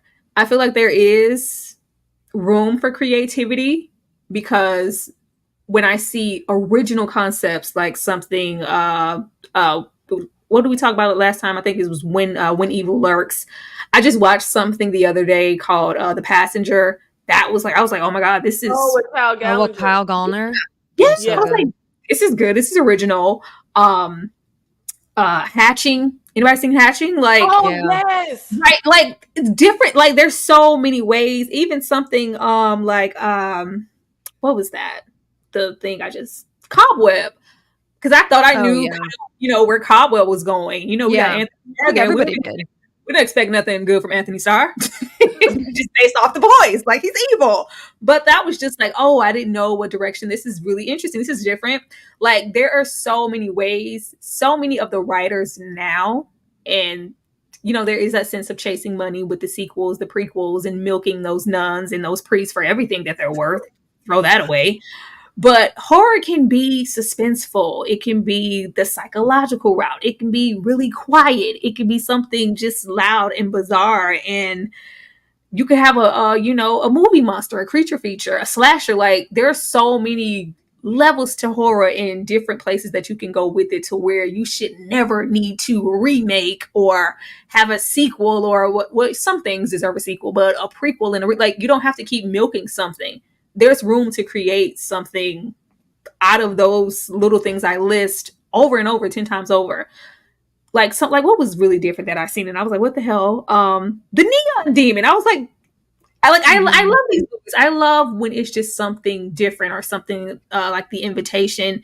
There are just so many different notes you could hit with horror to where there should be an abundance of creativity, but we aren't giving those people the budget. We are just trying to think about the dollar and make Scream 50. No. I totally. I was gonna say that too. It's like it's all about what's coming out in like big theaters, even limited theaters, and nobody really looks for these like smaller independent films, which is like these are where the real creative ideas are. But of course, nobody knows about them. They don't have a budget or a marketing team to push these movies. It's just like word of mouth. No, it's not. I don't go to the theaters for horror. I rarely go and like, oh, this is what I rely on everything that's being released in mass in the audience to be trash. I totally do. I don't go to it. I'm looking on, the interwhelmings of, because shout out to Tubi and all your horror collection. I love you for that, Tubi. Things like Shudder, just, looking for just the gems of like, oh, this is different. And normally it's like, oh, this was really, really good. If they had the budget and they released this in theater, they probably would have performed. But as far as what's coming out, I'm not going to see that mess. I'll catch it, on my piracy. And I feel, you know what? And I feel like that's maybe why I don't agree with the whole panic of there's no creativity left.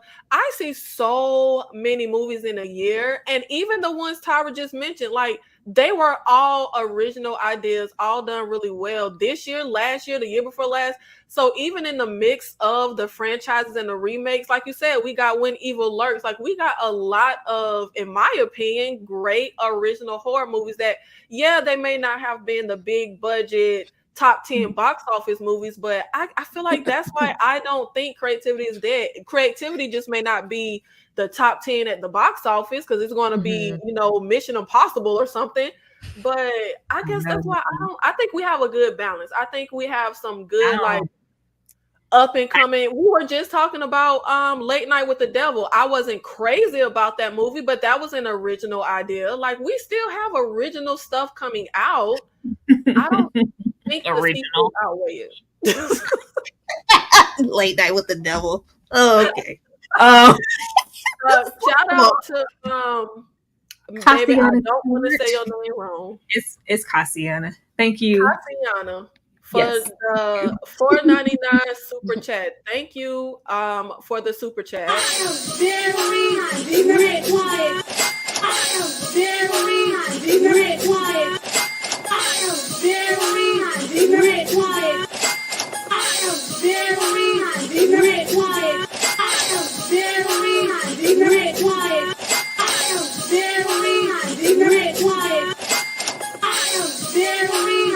rich.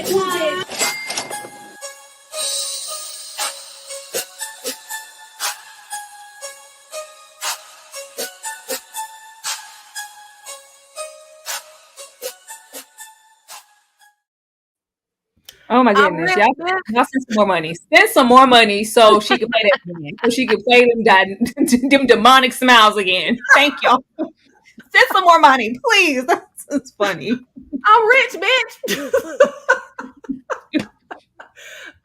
Kay, is there no creativity left?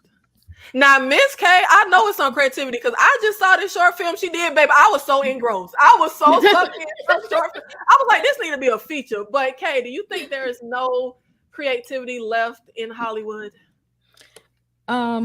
We need to look in the right places. Not that I mean I'm a fan of some, some great sequels and remakes, but Shudder is doing wonderful things over there. Okay, let's look at some of these other streaming services. Shudder and Tubi, they got a lot of stuff going. Now Netflix is a hit or miss, but Netflix will give you some good horror series now every now and then. They doing some good stuff. So I think that no, creativity is not dead. It hasn't left. We need to go look for it outside of what big budget Hollywood mass media is telling us. If you really need some horror gems, I mean, you got to look in the right places. The two that I love on Shudder, The Host and The Boy Behind the Door, amazing movies. Black boy, little black boy and the boy behind the door. Yeah. Those were some really good movies. And I'm like, why are we not talking about this stuff? So yeah, the creativity is in other outlets. It's there. Y'all just gotta look for it. That's what I want, Kay. I want movies like that to get the push. Like if y'all can give Night Swim some money, y'all can give the boy behind the door some money. Oh Lord, Night Swim. I couldn't do the boy behind the door though. It was too sad for me, but that was very well made. But my sentimentalities could not take nothing happening to them little boys. It was a lot. It was some tension there, but that was a good movie.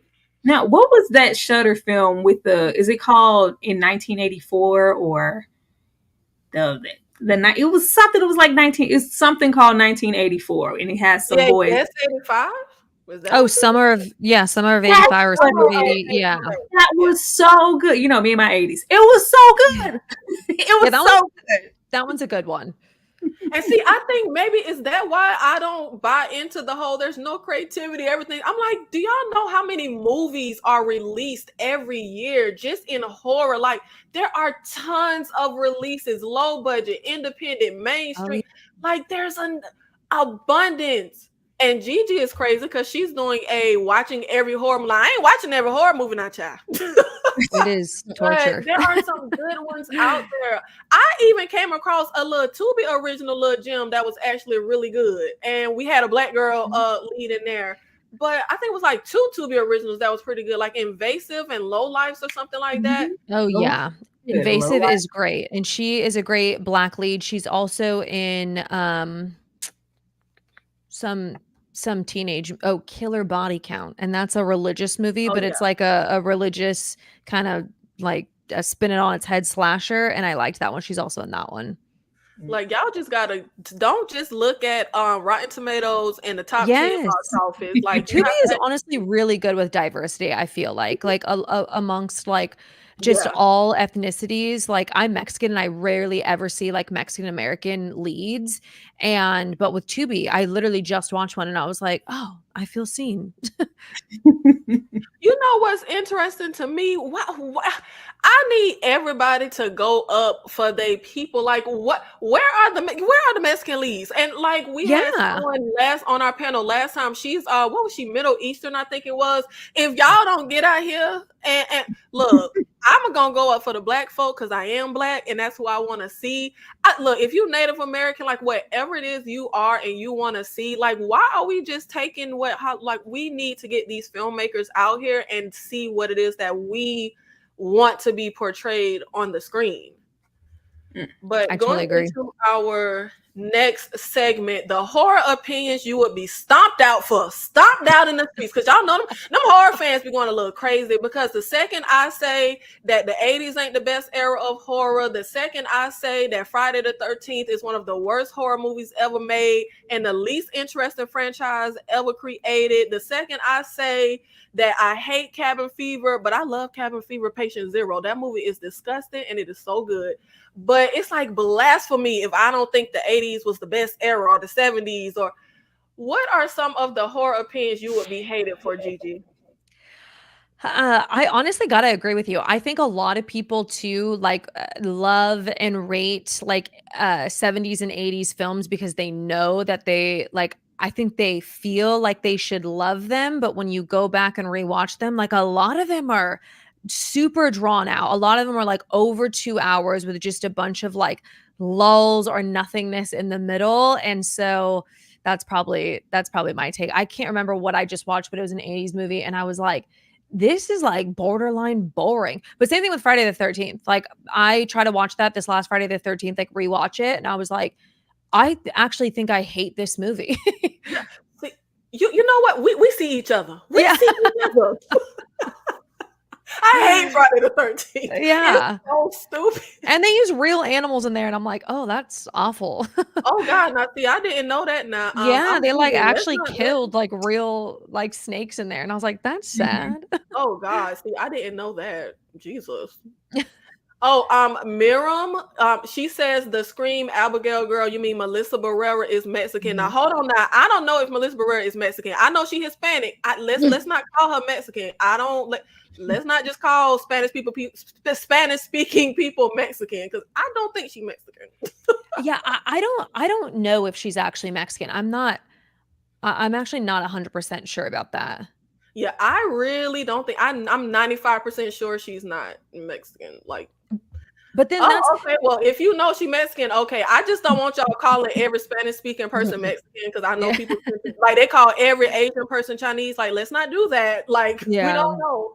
So, okay, if you know she's Mexican, okay, I got you. So that's that's like 1 out of 100. But yeah, we have that representation with Melissa Barrera.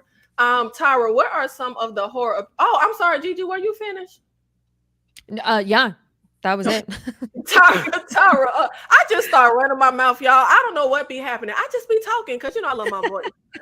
Tyra, what are some of the horror opinions you would be stomped out for? What they stomping you out for in the streets, girl? First of all, the 80s and 70s horror slander is needs to stop, okay? I don't know why y'all gotta hate. Y'all gotta hate just because don't nobody go up for these recent them funky 2000s era. Y'all got some gypsies there. Like, I don't even be hating on y'all like that. I just have a bias and I stay over there. Like, the disrespect. Like, okay, I'm gonna leave that alone. That had just did something on my spirit. But as I said, I feel like the Saw franchise is just trash and it just should have stayed at the first Saw. Really don't care for the Saw franchise. Like, I would prefer Hostel over the Saw franchise.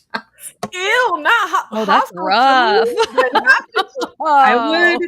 I would go up, and I can't stand Eli, but I would probably watch those Hostel movies before I ever go through the Saw franchise. Tyra, you're watching Hostel 3 when they're in Vegas over Saw? I would. I'm sorry. I would. Get the boots ready. Get the boots ready. We stomping out Tyra If we're right going off of those first three, because you said you love the trilogy. I prefer them. Like, I just don't care. Like, oh God, I just don't like that franchise. M. Night Shyamalan, I think he is the most overrated thing walking. I can't stand. With him, I can take Unbreakable and The Sixth Sense and leave everything else on the ground. I just really don't care. I feel like he gets all this undeserved praise and his twist and I feel like he's overrated as hell. Yeah, and those, just get the possession horror out of my face. Always. Dang, thank you. Get that possession horror out of my face. I cannot stand Antichrist. I think that should have started and ended with Rosemary's Baby. It was great there, and we should have left there with The Omen. I'm really sick of seeing dark hair, dark eyed, evil smirk at the camera children. I don't want to see that anymore. But yeah, I think that's it. I think that's it. Public service announcement. I am severing all ties with Tyra. Kay, what are some horror opinions you would be hated for? The horror genre, we have very, very small percentage of room for love. Okay, we don't have to stop every 5 minutes to get naked. We don't have to be all taking a bath and in the shower all the time. We ain't got to be getting it on all the time. We don't have to, but look, I am fighting for my life. I'm not trying to be over here getting it in, trying to get a few couple pumps in just because Mike Myers is outside. Get to the killing, okay? If I want to see that, I will cut on something on HBO or in that genre. I can put on a romantic comedy and I get everything I need. But if I'm here for the horror, bring on the monsters, bring on the slashing, bring on the massacre. I don't need to take time for us to have a wham bam, thank you, ma'am, thank you, sir. We can do all of that. And as much as I love looking at these nice, good-looking men like Usher in these movies, we got to leave these pop stars at these horror movies because y'all just be throwing them in there. They get 2 minutes of screen time. Do not tease me in the trailer. Like Yeah. I'm seeing Who is that somebody girl that fine in sings this that movie, sing and I cut on the movie, and he waved and walked away. Do not do that. Halsey. Nikki, you're thinking of Halsey. She's in that scene. Halsey. Yeah. I can't argue with you, Kate. Now, see, me and Kate still cool. Tyra got to get stomped out. Why I gotta get stumped out? What I do? What I do that was so bad? It better not be for that funky Saw franchise. Dane C, AMC on Shutter, Peace Tyra, and the panel. Thank you so much, Dane C, for the super chat. Thank you. Christopher M. Satchel, Hollywood Today is operated by Discovery. You mean the Discovery Channel? Now, Discovery, I think that's the people that got my ID channel and all my like true crime, Amazon, etc. They're only concerned about profit at all costs. By the way, the Chucky series is fun to watch. I don't think it's anything wrong with wanting profit. I feel like if you do a job, you want to get paid no matter what the job is. But I do think when you're talking about something that's like an art, there should be some type of passion, love. Like, yes, you want to make a profit, but it shouldn't just be a cash grab, in my opinion. But hey, I'm rich, bitch. We got super chat. I am very rich. I am very rich. I am very rich. I am very rich. I am very rich. I am very rich. I am very rich.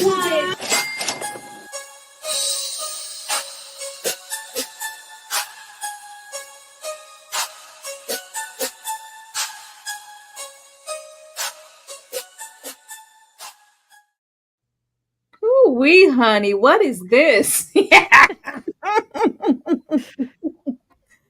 Oh, y'all and that hatred for that ties back into them 80s and stuff. Like, sex and horror goes together. Like, I love some fornication in my horror movies. Like, yes, girl, whip the titties out and die immediately. Because why are you even naked? I love that. Like, I'm just gonna get naked and jump in the water. Like, we know a good gruesome death is coming as soon as somebody has sex or as soon as we see some boobs. Get it in before you die. I'm here for it. I personally. We know Tyra always here for the boobs. She always here from. They always gonna be in her little video. You know she gonna have a little. Look, she here for it all day. The double D's, the C's, and we ain't gonna discriminate on the little B's and the A's either. Tyra, what do you want to see more of in horror? I want to see good movies in horror. Okay, I don't ask for much. I don't ask for much. I want to see more stand the test of time. We're still talking about them 20 years later. Oh, that's a classic. So many horrors I've seen just this past year have been so forgettable. It's nothing I want to go back and rewatch. It's nothing I'm going to be like, oh, that score just sent chills down my spine. Oh, that was the best Final Girl I've seen in a long time. Oh, it's just all kind of run of the mill and forgettable or attached to a franchise. And I'm just not invested anyway, because we've been with that franchise for so long, or whatever you guys are creating and putting out. It's just not good. I want a good, memorable horror like movie. I want a new creature. I want a new villain. I just want some new stuff. That's it. Now, I thought I might have been broken or something, because I'm like, this has been such a lackluster year for horror, in my opinion. I have not been like it's some stuff that I'm like, oh, that's straight. Oh, that was nice. Oh, that had some good elements. But I have not been like, oh wow, blown away by anything. And I thought it was me. I'm like, what is? I hope the last half of the year will be a lot brighter than the first half. But I'm glad to hear I'm not broken. Gigi, what do you want to see more of in horror? I want to see more practical effects and less CGI. I couldn't be more excited that Fede Alvarez is doing all practical effects in the new Alien Romulus, because that, like, a movie can be so good, and then the second that they put in these like cheesy CGI, even if they have this giant budget, it just screams like laziness, because practical effects just take longer. And so I want to get back to that. That is one thing I will say about 70s and 80s. That's what they were working with. And there's nothing that can beat that practical effect era. It's flawless. Like, like imagine The Thing with fucking CGI. Like, it would not hit the We same. saw it. Yeah, exactly. Yeah. I didn't watch that one. So I was like, no, I could do without that. So that's what I want to see more of. Now, I will say I'm not a CGI hater. Even bad CGI, I'm going to be honest, does not. I like The Thing prequel. I enjoy that movie. Now, do I think practical effects are superior and are best? And that's what I would like to see? Of course. And Fede Alvarez, let me tell you, child, I cannot wait to see that Alien movie. Oh my, I am like hype. I'm hyped to see that. Kay, what would you like to see more of in horror? I need to be scared. I ain't been scared in a horror movie in a long time. It's been a while. I need people to make horror movies and remember what the genre is that they're making. Don't be out here keep making horror. And I get it, everybody can't stomach the real terrifying movies, but at the end of the day, I need let's stay on task and on target here. I need the horror movies to spark some type of fear that when I see it, I'm gonna want to have to cut the lights on in every room in the house at that point. I need lights on after I watch the movie. I don't feel like people who are making horror movies these days are trying to scare us. They're not, Kay, because they're trying to get the mass audience, and most horrors in theaters, they're like PG-13. Like, get that out of my face. I want to be scared in a movie. That's what brought me to the horror genre in the first place. Was that in some aspect I felt like there was an element of fear there. We're losing the element of fear. Yeah, kill more kids, more mothers and the elderly. Because if you kill some kids and the elderly and mothers, that means we're cooking with grease. Kill more kids in horror. That would help. Do that for me, please. Do that. You know what? I feel the opposite. I feel like they are going crazy nowadays. I remember there was a time when like you were safe in church or you knew kids. I feel like every time I turn on a movie, they're killing kids, they're terrorizing kids. They're doing that a lot. Like literally every time I turn around, they're killing the kid off or they're terrorizing a child. Like that's happening a lot. I know. Did anybody watch The Coffee Table? No, Polly told us to watch. Yeah. Oh yeah, that's I don't mean to spoil it, but if you want to see them kill a kid. But that's what I mean. It's like so many movies these days. I feel like they are killing kids and they're terrorizing. Like I'm seeing it a lot. And I used to be that person. Like, but see, I get they got to make us care about them first. I was about to say that. Like not just popping off the kids exactly. just because. We don't care about people. Those old school movies where you just feel like a kid is so safe, or you feel like someone is just like, oh, they're definitely like, we're going to see this person through the end. And it's just like, oh my God, we don't know. I don't know what to expect now. They killed this person or this child. Nobody's safe. I need that sense of we don't know what's going to happen next. And normally I get that when they kill a kid, but I don't mean like kill all kids. I ain't mean that. You basically want like for it to not be so predictable where you don't know what could happen or what's around the corner. Yeah, and I don't want no more old people horror. Leave them old people alone. I'm so sick of them associating old people with horror, and always like a naked old person scene. I'm like, let's stop with that. That ain't terrifying. That's just we don't. Nobody asked for that. Yeah, we didn't ask. That's just disturbing. What was that like? Exorcism of Deborah Lee? The taking of Deborah Logan. There you go. Yes. The Visit. Old Oh, people, old like and they're years Pearl old. and X in them, like Yes. just old, and we're gross because we're elderly. Like, okay, whatever. Leave them alone. I still just do not get the appeal of X. I do not like them. We literally spend the movie watching them film a movie. Like that's it. That's That's what all we're doing. I'm with you on. I did not finish it. I didn't make it to the end. Now I I will finished say it. the last like 5 minutes was nice. I like the visual when like there's blood on the headlight, so the scene turns red. Like, but the Yeah. whole movie, we're just watching them film a movie. Like that's it. That's all we're doing. Where's the horror? I just don't get it. But I just be on the island by myself, hating everything. But but that is our KillerCon series for today. Thank you so much, ladies, for being here and being involved. And thank you so much to our audience for showing up, for being involved in the chat, liking the videos, whichever stream you're watching this on. Thank you so much. And now I am going to give each lady a chance to tell us where they're at, where we can find them, what they're doing. Tyra, what you got going on the Struggle TV? Why I gotta go first? You guys asked for it, and we are going to deliver. Do not miss Tuesday when we get together, just like we've been getting together all these past weeks to recap Interview with the Vampire season 2. We are going back and we're going to do a retrospective for season 1. Don't miss that, because I think it's going to be great and funny, and we would love just for y'all to engage and just reflect on season 1 with us. Of course, on Fridays, I am talking about The Boys, and be checking for some live movie reviews with YouTube moving the way that they're moving, with me releasing and posting videos, but being okay with these lives. I am going to do some movie reviews live, so be on the lookout for that, and just anything else I have going, teaming up with lovely YouTubers like Nikki. Back to you, King Nikki.